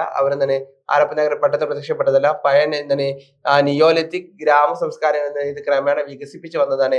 സിന്ധു നദിയുടെ ഫലഭൂഷ്ടമായിട്ടുള്ള പദ്ധതികൾ ചൂഷണം ചെയ്യുന്നുള്ള മികച്ച സാങ്കേതിക വിദ്യ കാർഷിക ഉൽപാദനം വർദ്ധിപ്പിക്കുന്നതിന് കാരണമായേക്കാമെന്ന് വിശ്വസിക്കപ്പെടുന്നുണ്ട്. അല്ലെ, അതുപോലെ തന്നെ കാര്യനിർവാഹകർ തുടങ്ങിയ കാർഷികേതര ആളുകൾക്ക് ഭക്ഷണം നൽകുന്നതിനും പരിപാലിക്കുന്നതിനും ഇത് വലിയ മിച്ചം ഉൽപ്പാദിപ്പിക്കുന്നതിന് കാരണമായി എന്നുള്ളതും കാണുന്നുണ്ട്. അതുപോലെ തന്നെ പ്രധാന ചാൽക്കോലിത്തിക് സംസ്കാരങ്ങളുടെ അവയുടെ പ്രധാന സ്ഥലങ്ങൾ ഏതൊക്കെയാണെന്ന് പരാമർശിക്കാനാണ് പറഞ്ഞിട്ടുള്ളത്. നോക്കുക, ഹാരപ്പേതര ചാത്തോലിക് സംസ്കാരങ്ങൾ പ്രധാനമായും പടിഞ്ഞാറൻ ഇന്ത്യയിലും ഡെക്കാനിലുമാണ്. തെക്ക് കിഴക്കൻ രാജസ്ഥാനിലെ ബനാസ് സംസ്കാരവും അതുപോലെ ഇതിൽ ഉൾപ്പെടുന്നു. ഉദയ്പൂരിന്റെ അടുത്തുള്ള ഹാറും ഗിലുൻഷ് ഇതിന്റെ പ്രധാന സ്ഥലങ്ങളും അതുപോലെ തന്നെ കയാട്ട സംസ്കാരമായിട്ടുള്ള ചമ്പലിലെ കയാട്ട മധ്യപ്രദേശിലെ പ്രധാന സ്ഥലങ്ങളാണ്. അതുപോലെ തന്നെ മാൾവ സംസ്കാരങ്ങളും അറിയപ്പെടുന്നുണ്ട്. അതുപോലെ പശ്ചിമ മധ്യപ്രദേശിലെ നവദരത്തോലിയിലെ ഒരു പ്രധാന സ്ഥലമായും ജോർവെ സംസ്കാരമായിട്ടും പറയപ്പെടുന്നുണ്ട്. അപ്പൊ ഇതെല്ലാം മഹാരാഷ്ട്രയിലെ പൂനെക്കടുത്തുള്ള ഇനാങ്കാവ്, ചന്ദോളി എന്നിവ പ്രധാന കേന്ദ്രങ്ങളാണ്. കിഴക്കൻ ഉത്തർപ്രദേശിലെ ബീഹാർ, ബംഗാൾ എന്നിവിടങ്ങളിൽ നിന്നും ചാലാലിത്തിക് സംസ്കാരത്തിന്റെ തെളിവുകൾ ലഭിക്കുകയും ചെയ്തിട്ടുണ്ട് എന്നുള്ളതാണ്. ഇനി ഹാരപ്പൻ നാഗരിക ഉത്ഭവവും അതുപോലെ വ്യാപ്തിയും വിശദീകരിക്കുന്നതാണ്. അപ്പോൾ ഉത്ഭവം നമുക്കറിയാം ആളുകൾ ചെറിയ ഗ്രാമങ്ങളിൽ താമസിക്കുന്നതായി പുരാവസ്തു ഗവേഷകങ്ങൾ കണക്കാക്കുന്നു. കാലക്രമേണ ചെറിയ പട്ടണങ്ങൾ ഉയർന്നു വന്നു. അത് ആത്യന്തികമായി ഹാരപ്പൻ കാലഘട്ടത്തിൽ സമ്പൂർണ്ണ പട്ടണങ്ങളിലേക്ക് വിവാഹിതരായി. ഹാരപ്പൻ നാഗരികതയുടെ മുഴുവൻ കാലഘട്ടം യഥാർത്ഥത്തിൽ 3 കാലഘട്ടങ്ങളായി തിരിച്ചിട്ടുണ്ട്. ഒന്നെന്താണ് ഹാരപ്പൻ കാലഘട്ടങ്ങൾ BC 300-2500 ചെളി ഘടനകൾ, പ്രാഥമിക വ്യാപാരം, കലകൾ, കരകൗശല വസ്തുക്കൾ മുതലായവ രൂപത്തിലായിരുന്നു ഇവിടെ ആസൂത്രണമായി അടയാളപ്പെടുത്തി. രണ്ടാമതൊരു പക്വതയാർന്ന ഹാരപ്പൻ കാലഘട്ടം. ഇത് കത്തിച്ച് ഇഷ്ടിക ഘടനകൾ, ഉൾനാടൻ അതുപോലെ തന്നെ വിദേശ വ്യാപാരം, വിവിധ തരത്തിലുള്ള കരകൗശല വസ്തുക്കൾ മുതലായവ നന്നായി വികസിപ്പിച്ചവർ എടുത്തു. മൂന്നാമത് അവസാന ഹാരപ്പൻ കാലഘട്ടം എന്ന് വെച്ചാൽ ആധുനികമായിട്ട് പല കാരണങ്ങളും പല നഗരങ്ങളും ഉപേക്ഷിക്കപ്പെടുകയും വ്യാപാരം അപ്രത്യക്ഷമാവുകയും നഗര സ്വഭാവങ്ങളും ക്രമാനുഗതമായി ശോഷണത്തിലേക്ക് നയിച്ചൊരു സംഭവമായിരുന്നു മൂന്നാമത്. ഇന്നത്തെ ഇന്ത്യയിലെ രാജസ്ഥാൻ, പഞ്ചാബ്, ഹരിയാന, ഗുജറാത്ത്, മഹാരാഷ്ട്ര, പടിഞ്ഞാറൻ ഉത്തർപ്രദേശ് എന്നീ സംസ്ഥാനങ്ങൾ മാത്രമല്ല പാകിസ്ഥാനും ചില ഭാഗങ്ങളും ഉൾപ്പെടുന്നുണ്ട്. ഹാരപ്പൻ നാഗരികതയിൽ ഉൾപ്പെടുന്നു എന്നുള്ളതാണ് ഗവേഷകർ വെളിപ്പെടുത്തുന്നുണ്ട്. ഓക്കെ, അഫ്ഗാനിസ്ഥാന്റെ ചില ഭാഗങ്ങളിൽ ഇത് വരുന്നുണ്ട് എന്നുള്ളതാണ്. അതുപോലെ ഹാരപ്പൻ നാഗരികത ചില പ്രധാന സ്ഥലങ്ങൾ ജമ്മു കാശ്മീരിലെ മണ്ട, അഫ്ഗാനിസ്ഥാനിലെ ഷോർട്ടുഗായ്, അതുപോലെ തന്നെ പടിഞ്ഞാറൻ പഞ്ചാബിലെ ഹാരപ്പ പാകിസ്ഥാനിലാണ്. അതുപോലെ തന്നെ സിന്ധിലെ മോഹൻജദാരോ, ചൻഹോ ദാരോയും രാജസ്ഥാനിലെ കാളിബംഗൻ, അതുപോലെ ഗുജറാത്തിലെ ലോത്തലും ധോലവീരയും, ഹരിയാനയിലെ ബനാവലി, അതുപോലെ രാഗി ഗർഹി, മഹാരാഷ്ട്രയിലെ ദൈമാബാദ്, മക്രാൻ തീരത്തുള്ള പാകിസ്ഥാൻ അതിർത്തിക്കടുത്തുള്ള സുധകേന്ദർ ഹാരപ്പൻ നാഗരികതയുടെ ഏറ്റവും പടിഞ്ഞാറൻ പ്രദേശമാണ്. പടിഞ്ഞാറൻ ഉത്തർപ്രദേശിലെ ആലംഗീർപൂർ അതിന്റെ കിഴക്കൻ അതിർത്തിയായിട്ട് കണക്കാക്കപ്പെടുന്നു. അതുപോലെ ഭൂമി പരന്നതും ജലാശയത്തിനായി മൺസൂണിനെയും ഹിമാലയൻ നദികളെയും ആശ്രയിച്ചിരുന്നു. വ്യതിരിക്തമായിട്ടുള്ള ഭൂമിശാസ്ത്രപരമായ സവിശേഷത കാരണം ആഗ്രോ ഈ പ്രദേശത്തിന് പ്രധാനമായ സവിശേഷതമായിട്ട് കണക്കാക്കുന്നുണ്ട്. ഹാരപ്പകളുടെ നഗര വാസസ്ഥലങ്ങൾ കൂടാതെ ശിലായുഗ വേട്ടക്കാരും അതുപോലെ തന്നെ ഇടയൻ നാടോടികളും അടങ്ങുന്ന പ്രകൃതി സമൂഹത്തിൽ അധിവസിച്ചിരുന്നു എന്ന് ഇവിടെ നിന്ന് നമുക്ക് തെളിവുകൾ ലഭിക്കും എന്നുള്ളതാണ്. അതുപോലെ തന്നെ ഇത്രയും കാര്യങ്ങളൊക്കെ ഇതിൽ പെടുന്നു എന്നുള്ളതാണ്. അപ്പോ നമ്മൾ ഹാരപ്പൻ നാഗരികതയുടെ മെയിൻ ആയിട്ടുള്ള ഒട്ടുമിക്ക ക്വസ്റ്റ്യൻസുകളൊക്കെ നമ്മൾ എന്ത് ചെയ്തു, ചർച്ച ചെയ്തു. ഇനി നിങ്ങൾ ഈ ക്വസ്റ്റ്യൻസിന്റെ ഭാഗങ്ങൾ കൃത്യമായിട്ട് എന്ത് ചെയ്യുക, ഒന്ന് നോക്കുക. അതുപോലെ തന്നെ എന്ത് ചെയ്യുക, പാഠഭാഗത്തെ ഒന്നും പാടെ എന്ത് ചെയ്യുക, റിവൈൻഡ് ചെയ്ത് ക്ലാസ്സുകൾ കേൾക്കുക. അതോടുകൂടി നമുക്ക് പരീക്ഷ വളരെ സുഗമമായിട്ട് എന്ത് ചെയ്യാൻ പറ്റും, എഴുതാൻ പറ്റും എന്ന് എന്ത് ചെയ്യുക, നിങ്ങൾ മനസ്സിലാക്കുക. ഓക്കെ, ഇനി നമുക്ക് എന്താണ് chapter 4 understanding the Indian history എന്നുള്ളത്, ഇന്ത്യൻ ചരിത്രം മനസ്സിലാക്കുന്നു എന്നുള്ളതാണ് നമുക്കിനി പറയാനുള്ള മറ്റൊരു ക്വസ്റ്റ്യൻ. ഓക്കെ, വേദം എന്ന വാക്കിന്റെ അർത്ഥം എന്താണ്? നമുക്കറിയാം ഇന്ത്യൻ ഹിസ്റ്ററി നമുക്ക് എന്താണ് ഇന്ത്യയുടെ വരുന്നില്ലേ വേദകാലഘട്ടത്തിന്റെ തുടർച്ച, അതുപോലെ തന്നെ അതിനുശേഷമുള്ള വരവുകളും കാര്യങ്ങളൊക്കെ നമുക്ക് ഇവിടെ പറയാനുണ്ട്. ഓക്കെ, ആ ക്വസ്റ്റ്യൻ നമ്മൾ വൺ വേർഡ് ക്വസ്റ്റ്യൻസ് ആയിട്ടുള്ള കാലഘട്ടത്തിന്റെ വേദകാലഘട്ടം എന്ന് പറയുന്നത്, വേദം എന്നാൽ വേദഗ്രന്ഥം എന്നറിയപ്പെടുന്ന ഗ്രന്ഥങ്ങളിൽ അടങ്ങിയിരിക്കുന്ന പവിത്രമായുള്ള അറിവ് എന്നാണ് അർത്ഥമാക്കുന്നത്. ഈ വേദഗ്രന്ഥത്തിന്റെ മന്ത്ര വിഭാഗത്തിലെ 4 വ്യത്യസ്ത രേഖകളുടെ പേര് നൽകുക. ഒന്ന് കൃതേകം, സാമവേദം, യജുർവേദം, അഥർവേദം. ഇനി എന്താണ് ബ്രാഹ്മണങ്ങൾ? മന്ത്രങ്ങളുടെ വിപുലീകരണങ്ങളും യാഗാനുഷ്ഠാനങ്ങളും ഉൾക്കൊള്ളുന്ന ഗദ്യ ഗ്രന്ഥമാണ് ബ്രാഹ്മണം എന്ന് പറയുന്നത്. എന്താണ് ശ്രുതികൾ എന്ന് പറയുന്നത്? 4 വേദങ്ങളും അവയുടെ ബ്രാഹ്മണങ്ങളും ചേർന്നുള്ള ശ്രുതികൾ എന്ന് അറിയപ്പെടുന്നു. വേദാന്തത്തിൽ എന്താണ് അടങ്ങിയിരിക്കുന്നത്? വേദാന്തത്തിൽ ദാർശനിക ചർച്ചകൾ അടങ്ങിയിരിക്കുന്നു. അതുപോലെ ആദ്യകാല വേദകാലത്തിന്റെ പ്രായം എത്രയാണെന്നുള്ള ഉത്തരം എന്താണ് 500 BC 500 to 1000 വരെയാണ് കേട്ടോ. ഇനി യുനെസ്കോ സാഹിത്യത്തിന്റെ പട്ടികയിൽ ഉൾപ്പെടുത്തിയ വേദത്തിന്റെ പേര് നൽകുക. കൃതേകം എന്നുള്ളതാണ്. ആദ്യകാല വൈദിക ആര്യന്മാർ താമസിച്ച സ്ഥലത്തിന്റെ പേര് പറയുക എന്നുള്ളത്, നമുക്ക് 7 നദിയുടെ പ്രദേശം എന്നർത്ഥം വരുന്ന സപ്ത സിന്ധു എന്നറിയപ്പെടുന്ന ആ പ്രദേശം ആദ്യകാല വൈദിക ആര്യന്മാർ താമസിച്ചിരുന്നത്. യമുന നദി വരെയുള്ള ദക്ഷിണേന്ത്യയുടെ വടക്ക് പടിഞ്ഞാറൻ ഭാഗത്താണ് ഈ പ്രദേശം പ്രധാനമായും ഉൾക്കൊള്ളുന്നത്. ഇതാണ് ഇന്ത്യയുടെ തുടക്കം മുതലുള്ള കാര്യങ്ങളെ കുറിച്ചാണ് നമ്മളിവിടെ ഓരോ ചോദ്യങ്ങളിലും പറഞ്ഞുകൊണ്ടിരിക്കുന്നത്. നെക്സ്റ്റ് നോക്കൂ, ആദ്യകാല ആര്യന്മാരുടെ പ്രധാന തൊഴിൽ എന്തായിരുന്നു? ആദ്യകാല ആര്യന്മാരുടെ നമുക്കറിയാം ഹാരപ്പന്റെ ശേഷമുള്ള നമ്മുടെ ഈ ഒരു ഇന്ത്യ ഭരിക്കുന്നത് ആര്യന്മാരായിരുന്നു എന്നുള്ളതാണ്. അപ്പോ ഇവരുടെ ആക്രമണം കൊണ്ടാണ് ഹാരപ്പ തകർന്നു പോയത് എന്നൊക്കെ നമ്മൾ എന്തെങ്കിലും പറയപ്പെടാറുണ്ടെങ്കിലും എന്താണ് അവർക്ക് പ്രകൃതിപരമായിട്ടുള്ളത് കൊണ്ടാണ് ഹാരപ്പ തകർന്നു പോയത് എന്ന് നമ്മൾ പറയുന്നുണ്ട്. ഓക്കെ, അപ്പൊ നമ്മളിവിടെ ക്വസ്റ്റ്യനിലേക്ക് വരാം. ആദ്യകാല ആര്യന്മാരുടെ പ്രധാന തൊഴിൽ എന്തായിരുന്നു? കന്നുകാലി വളർത്തലായിരുന്നു അവരുടെ പ്രധാന തൊഴിൽ. ഏറ്റവും ഇഷ്ടപ്പെട്ട വിനിമയ മാധ്യമം ഏതായിരുന്നു? കൈമാറ്റം എന്തായിരുന്നു? പശുവായിരുന്നു. കൈമാറ്റത്തിലൂടെ അവരുണ്ടായിരുന്നത്. പിൽക്കാല വൈദിക ആര്യന്മാരുടെ പ്രധാന തൊഴിലുകൾ എന്തായിരുന്നു? പിന്നുള്ള വേദകാലങ്ങളിൽ വൈദികരുടെ പ്രധാന തൊഴിലുകൾ കൃഷിയായിട്ട് മാറി. തില എന്ന് പറയുന്നത് എന്തിനെ കുറിച്ചാണ്? ഇത് ആദ്യമായി വ്യാപകമായി ഉപയോഗിച്ചിരുന്ന സസ്യഭക്ഷണ എണ്ണയിൽ നിന്നാണ് തില കൂടുതലായിട്ട് ഉൾത്തിരിഞ്ഞത്. പിന്നുള്ള വേദകാലഘട്ടത്തിലെ ആചാരങ്ങൾ ഉപയോഗിച്ചു തുടങ്ങി എന്നുള്ളതാണ്. അതുപോലെ കൃതേക സമൂഹത്തിന്റെ സ്വഭാവം എന്തായിരുന്നു? ആ സമൂഹം പുരുഷാധിപത്യ സ്വഭാവമുള്ളതായിരുന്നു കൃതേകം എന്നുള്ളതാണ്. ഇനി ഒരു കുലം എന്നാൽ എന്ത് എന്നുള്ളത്, പരസ്പര ചില കടമകളുള്ള ഒരു പൊതു പൂർവികരിൽ നിന്നുള്ള വംശ പരമ്പര അവകാശപ്പെടുന്ന കുടുംബങ്ങളുടെ ഒരു കൂട്ടമായിരുന്നു കുലം എന്ന് പറയുന്നത്. നോക്കൂ, ഗോത്രം എന്ന പദത്തിന് എന്നതുകൊണ്ട് എന്താണ് അർത്ഥമാക്കുന്നത്? ഗോത്രം എന്നത് വിപുലീകരിച്ച ബന്ധുത്വ ബന്ധങ്ങൾ അടിസ്ഥാനമാക്കിയുള്ള ഗ്രൂപ്പുകളെയാണ് ഗോത്രം എന്ന് സൂചിപ്പിക്കുന്നത്. അതായത് പ്രാദേശിക ഓർഗനൈസേഷനുകൾക്കാണ് കുടുംബ ബന്ധം. സമത്വവാദി എന്ന വാക്കിന്റെ അർത്ഥം എന്താണ്? എല്ലാ ആളുകളെയും തുല്യരായി കണക്കാക്കുന്ന ഒരു സമൂഹത്തെ സമത്വവാദി എന്ന് നമുക്ക് വിളിക്കാൻ പറ്റും എന്നുള്ളതാണ്. ഓക്കെ, നെക്സ്റ്റ് ഒരു ക്വസ്റ്റ്യൻ നോക്കൂ. ഉപനിഷത്തുകൾ എന്ന് വിളിക്കപ്പെടുന്ന വേദങ്ങളുടെ അവസാന ഭാഗങ്ങളിൽ സന്തോഷത്തിനും ക്ഷേമത്തിനും ശുപാർശ ചെയ്തിരുന്നു എന്നുള്ളതാണ്. ഇവിടെ നോക്കൂ, ഇവിടെ നമുക്കറിയാം വേദങ്ങളുടെയും അവസാന ഭാഗങ്ങളിൽ സന്തോഷത്തിനും ക്ഷേമത്തിനുമായി നല്ല പെരുമാറ്റത്തിന്റെയും ആത്മത്യാഗത്തിന്റെയും പാത ശുപാർശ ചെയ്തിട്ടുണ്ട് എന്നുള്ളതാണ്. ഇനി ഉപനിഷത്തുകളിൽ അടങ്ങിയിരിക്കുന്ന ഇന്ത്യൻ തത്വചിന്തയുടെ 2 അടിസ്ഥാന തത്വങ്ങൾ എന്തെല്ലാം എന്നുള്ളതാണ്. ഓക്കെ, അപ്പോ എന്താ പറയാ, അടിസ്ഥാന തത്വങ്ങൾ ഏതൊക്കെയാണെന്നുള്ളത്, ഒന്ന് കർമ്മവും മണ്ണിന്റെ സ്ഥാനാന്തരവും, അതായത് മുൻകാല കർമ്മങ്ങളെ അടിസ്ഥാനമാക്കിയുള്ള പുനർജന്മമാണ് ഇവിടെ പറയുന്നത്. ഇനി മറ്റു ഉപനിഷത്തുകൾ അനുസരിച്ച് യഥാർത്ഥ സന്തോഷം എവിടെയാണ്? ഉപനിഷത്ത് അനുസരിച്ച് യഥാർത്ഥ സന്തോഷം മോക്ഷം ലഭിക്കുന്നതാണ്. അതായത് ജനന ചക്രത്തിൽ നിന്നും പുനർജന്മത്തിൽ നിന്നും എന്ത് ചെയ്യുന്നു? സ്വാതന്ത്ര്യം ലഭിക്കുക എന്നുള്ളതാണ്. പുരുഷാധിപത്യം എന്ന പദം നിർവചിക്കുക. ഒരു കുടുംബത്തിലെ പുരുഷാംഗങ്ങളുടെ മേൽക്കോയ്മയെ അടിസ്ഥാനമാക്കിയുള്ളതാണ് പുരുഷാധിപത്യം എന്ന് നമ്മൾ മനസ്സിലാക്കുക. ഏകഭാരിത്വം എന്ന പദം നിർവചിക്കുക. എപ്പോൾ വേണമെങ്കിലും ഒരു ഭാര്യ മാത്രമുള്ള സാമൂഹിക ആചാരമാണ് ഏകഭാരിത്വം. ബഹുഭാരിത്വം എന്ന പദം നിർവചിക്കുന്നത് എന്താണ്? ഒരേ സമയം ഒന്നിലധികം ഭാര്യമാരിൽ നമ്മൾ സോഷ്യോളജിയിൽ ചർച്ച ചെയ്തു പോയ കാര്യങ്ങൾ തന്നെയാണ്. അപ്പൊ ആര്യന്മാർ ആരായിരുന്നു? അവർ എവിടെയാണ് വ്യാപിച്ചത്? 19-ാം നൂറ്റാണ്ടിൽ ആര്യന്മാരെ ഒരു വർഗമായി കണക്കാക്കിയിരുന്നു. ഇപ്പോൾ അതെന്ത് ചെയ്തു? ഇന്തോ സംസാരിക്കുന്ന ആളുകളുടെ ഒരു ഭാഷാ വിഭാഗമായി കണക്കാക്കപ്പെടുന്നു. യൂറോപ്യൻ ഭാഷകളിൽ നിന്ന് പിന്നീട് സംസ്കൃതം, ലാറ്റിൻ, ഗ്രീക്ക് മുതലായവ ഉയർന്നു വന്നു. യഥാർത്ഥത്തിൽ ആര്യന്മാർ തെക്കൻ റഷ്യ മുതൽ സ്റ്റെപ്പുകളിൽ എവിടെയോ താമസിച്ചിരുന്നു എന്ന് തോന്നുന്നവരായിരുന്നു. പിന്നെന്ത് ചെയ്തു? ഇവിടെ നിന്ന് അവരൊരു സംഘം വടക്കു പടിഞ്ഞാറൻ ഇന്ത്യയിലേക്ക് കുടിയേറുകയും ഇന്തോ ആര്യന്മാർ എന്ന് വിളിക്കപ്പെടുകയും ചെയ്തു. തെക്കൻ സൈബീരിയയിൽ സ്ഥിതി ചെയ്യുന്ന ആൻഡ്രോനോവോ കൾച്ചറൽ എന്നറിയപ്പെടുന്നതിൽ നിന്നാണ് കുടിയേറ്റത്തിന്റെ പുരാവസ്തു തെളിവുകൾ നമുക്ക് ലഭിക്കുന്നത്. BC 2-ാം സഹസ്രാബ്ദത്തിലാണ് ഈ സംസ്കാരം അഭിവൃദ്ധി വ്യാപിക്കുന്നതും ഇവിടെ നിന്ന് ആളുകൾ ഹിന്ദുക്കുഷിന്റെ വടക്കോട്ട് നീങ്ങുകയും അവർ ഇന്ത്യയിലേക്ക് പ്രവേശിക്കുകയും ചെയ്തു. BC 1900-നും BC 1500-നും ഇടയിൽ ഉള്ള കാലഘട്ടത്തിൽ ആ പ്രദേശങ്ങളിൽ കുതിരകൾ, സ്പോക്ക് ചക്രങ്ങൾ, അതുപോലെ അഗ്നി ആരാധന, ഇന്ത്യയിലെ ആര്യജീവിതത്തിന്റെ പ്രധാന ഭാഗങ്ങൾ എന്നിവയെ കുറിച്ചുള്ള തെളിവുകൾ നമുക്ക് ലഭിക്കുന്നുണ്ട്. ഇവ കൂടാതെ പുരാവസ്തുക്കളും സെറാമിക്സുകളും ദക്ഷിണേന്ത്യൻ മേഖലയിലെ മധ്യേഷ്യൻ പ്രദേശങ്ങളിൽ നിന്നുമുള്ള ആളുകളും ഇതിലേക്ക് നീക്കം വന്നു, ഇവിടേക്ക് വന്നു എന്നുള്ളതാണ്. ഇനി നെക്സ്റ്റ് ഒരു ക്വസ്റ്റ്യൻസ് നോക്കൂ.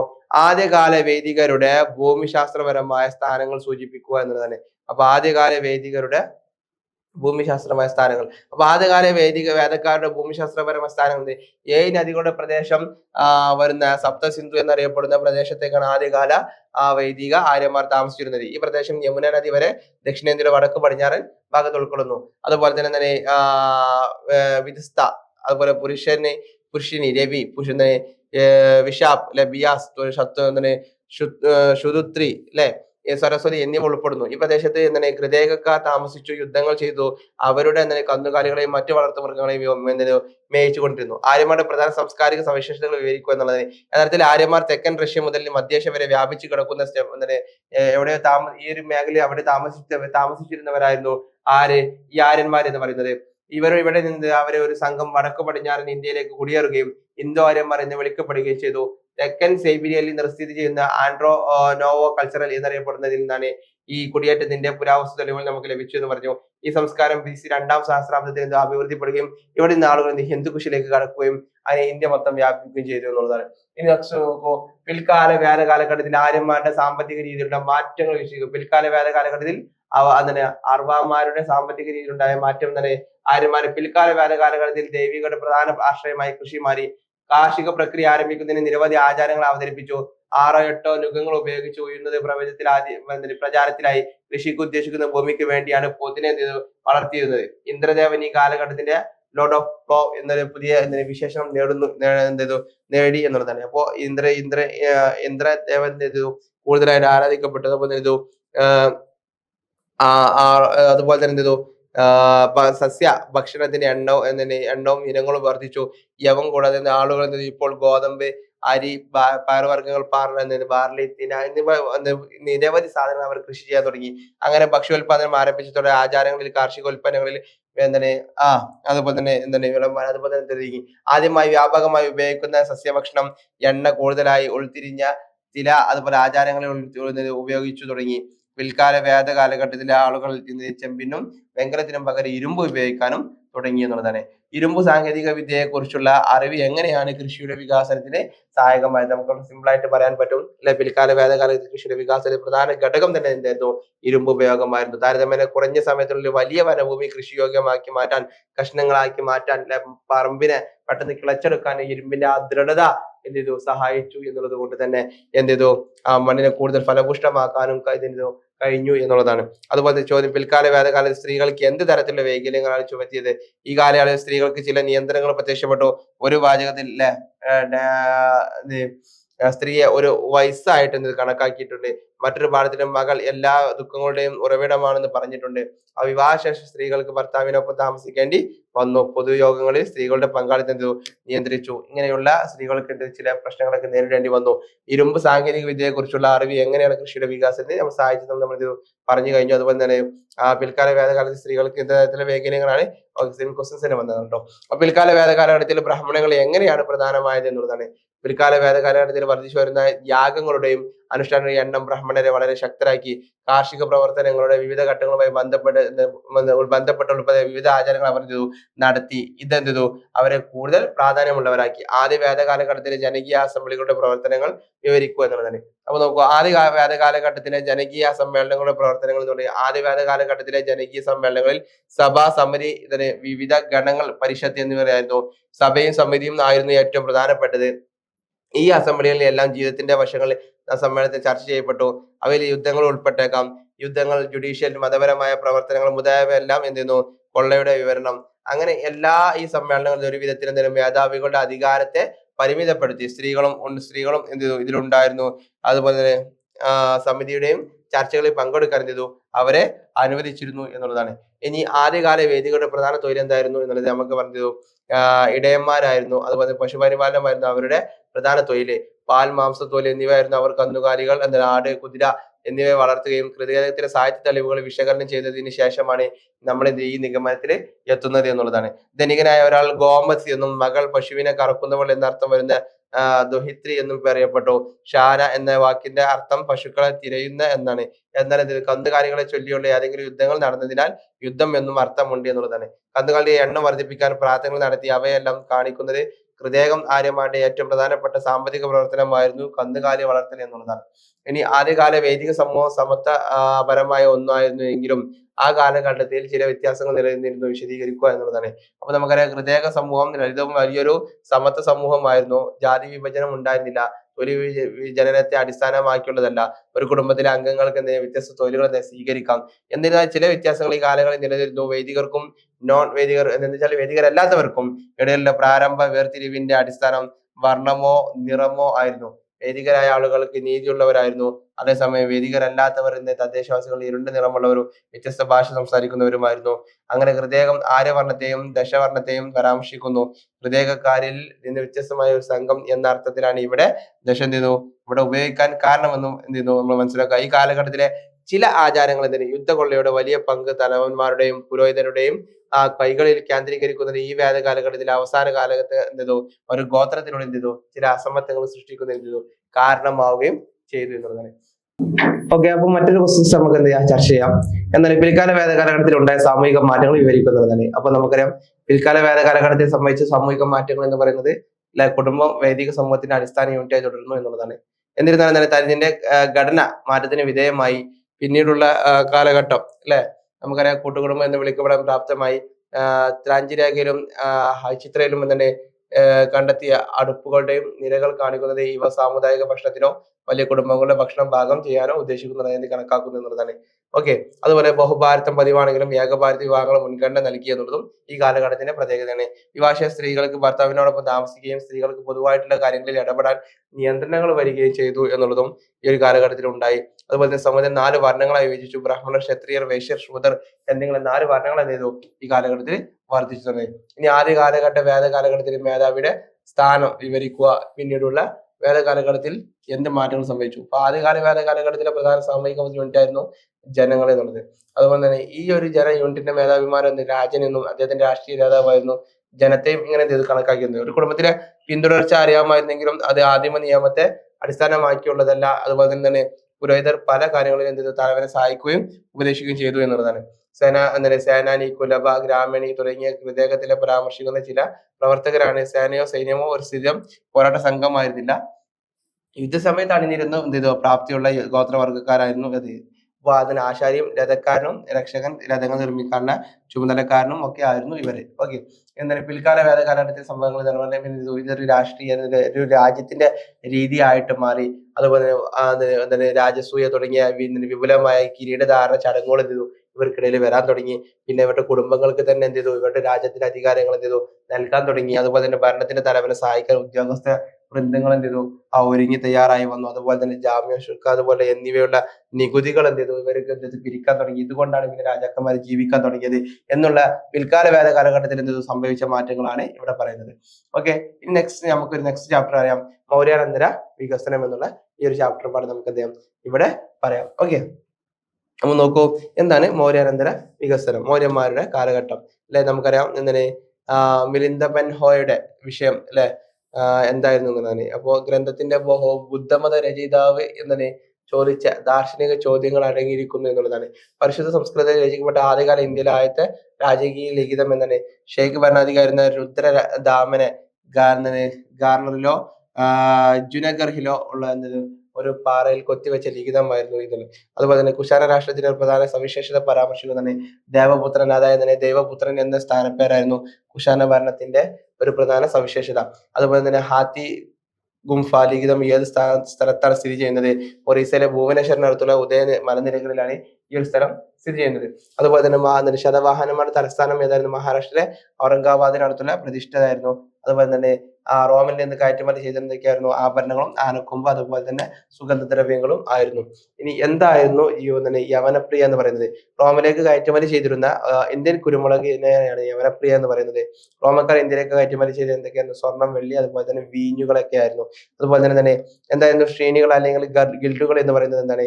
വ്യാപാരികളുടെ കമ്മ്യൂണിറ്റികൾ അല്ലെങ്കിൽ ഷെർണീസ് അല്ലെങ്കിൽ ഗിൽഡുകൾ എന്നറിയപ്പെടുന്ന ഗ്രൂപ്പുകൾ എന്ത് ചെയ്തു? ക്രമീകരിച്ചു എന്നുള്ളതാണ്. മൗര്യാനന്തര കാലഘട്ടത്തിലെ കലയും വാസ്തുവിദ്യയും സംബന്ധിച്ച ഏറ്റവും പ്രധാനപ്പെട്ട സവിശേഷതകൾ എന്തായിരുന്നു? ഈ കാലഘട്ടത്തിലെ കലയും വാസ്തുവിദ്യയും സംബന്ധിച്ച് ഏറ്റവും പ്രധാനപ്പെട്ട രണ്ട് സവിശേഷത സ്തൂപങ്ങളുടെ നിർമ്മാണവും പ്രാദേശിക ശില്പങ്ങളുടെ വികസനവുമാണ്. ഓക്കെ, ചോദ്യം എന്താണ് സ്തൂപം എന്നുള്ളതാണ്. എന്താണ് സ്തൂപം? ഇത്തരം ബുദ്ധമതത്തിന്റെയോ ചില ബുദ്ധമത സന്യാസിമാരുടെ അവശിഷ്ടങ്ങൾ ചെറിയ പട്ടി സൂക്ഷിക്കുന്ന മധ്യ അറയുള്ള ഒരു വലിയ ആഗോള കായിക കുടങ്ങളാണ് സ്തൂപം എന്ന് പറയുന്നത്. സമകാലിക കലയ്ക്ക് മധുര സ്കൂൾ നൽകിയ പ്രധാനം എന്തേതോ ഈ കലയിൽ ആദ്യമായി കൊത്തിയെടുത്ത ബുദ്ധന്റെ ചിത്രങ്ങളായിരുന്നു എന്നുള്ളതാണ്. പിന്നെ ഗന്ധാര കലയുടെ പ്രധാന സവിശേഷത എന്തൊക്കെയാണ്? ഗന്ധാര സ്കൂൾ ഓഫ് ആർട്ടിന്റെ പ്രധാന സവിശേഷത ശരീരത്തിന്റെ വ്യതിരിക്തമായിട്ടുള്ള പേശികളുള്ള മനുഷ്യരൂപങ്ങളുടെയും മനോഹരമായ ചിത്രീകരണമായിരുന്നു ഉണ്ടായിരുന്നത് എന്നുള്ളത്. ഇനി ഗിൽഡുകൾ ആരായിരുന്നു? അവർ പ്രവർത്തനങ്ങൾ എന്ത് ചെയ്തു എന്നുള്ളത്. അപ്പൊ നമുക്ക് ആ ഗിൽഡുകൾ ആരായിരുന്നു എന്നുള്ളത് എന്താണ്? വ്യാപാരികളുടെ കമ്മ്യൂണിറ്റികൾക്കാണ് ഗിൽഡുകൾ എന്ന് പറയുന്നത് എന്ന പേരിൽ അവർ അറിയപ്പെടുന്നത്. ഗ്രൂപ്പുകളായി ശ്രേഷ്ഠി എന്ന പേരിൽ സംഘടിക്കപ്പെട്ടു. മറ്റൊരു തരം വ്യാപാര ഗ്രൂപ്പിനെ സാർത്ത എന്ന് വിളിച്ചു. ഇതിന്റെ റീജിയണൽ വ്യാപാരികളുടെ മൊബൈൽ അല്ലെങ്കിൽ കാരവൻ ട്രേഡിംഗ് കോർപ്പറേഷൻ സൂചിപ്പിക്കുന്നതായിരുന്നു. വ്യാപാരികളെ പോലെ മിക്കവാറും എല്ലാ കരകൗശല തൊഴിലുകളും ഗിൽഡുകളായി ക്രമീകരിച്ചിരുന്നു എന്നുള്ളതാണ്. ഓരോന്നും ഒരു തലവന്റെ കീഴിലായിട്ടായിരുന്നു ഇവരെന്ത് ചെയ്തു ഇതിനെ നിയന്ത്രിച്ചിരുന്നത് എന്നുള്ളതാണ്. പരസ്പര സൗഹാർദ്ദത്തിന്റെ അടിസ്ഥാനത്തിൽ തങ്ങളുടെ ബിസിനസ് നിയന്ത്രിക്കുന്നതിന്റെ വിലയും ഗുണനിലവാരവും സംബന്ധിച്ച സ്വന്തം നിയമങ്ങൾ രൂപപ്പെടുത്തുകയും ചെയ്തു എന്നുള്ളതും ഈ ഗിൽഡുകളുടെ പ്രത്യേകതയാണ്. ഇനി സ്തൂപങ്ങളെ കുറിച്ചുള്ള ഒരു കുറിപ്പ് എഴുതുക എന്നുള്ളതാണ്. ബുദ്ധന്റെയോ അല്ലെങ്കിൽ ചില ബുദ്ധ സന്യാസിമാരുടെയോ നമ്മൾ പറഞ്ഞ അവശിഷ്ടങ്ങൾ ഒരു ചെറിയ പെട്ടിയിൽ സൂക്ഷിക്കുന്ന ഒരു കേന്ദ്ര ആരുള്ള വലിയ അർദ്ധഗോള കായിക കൂടങ്ങളായിരുന്നു സ്തൂപങ്ങൾ എന്ന് പറയുന്നു.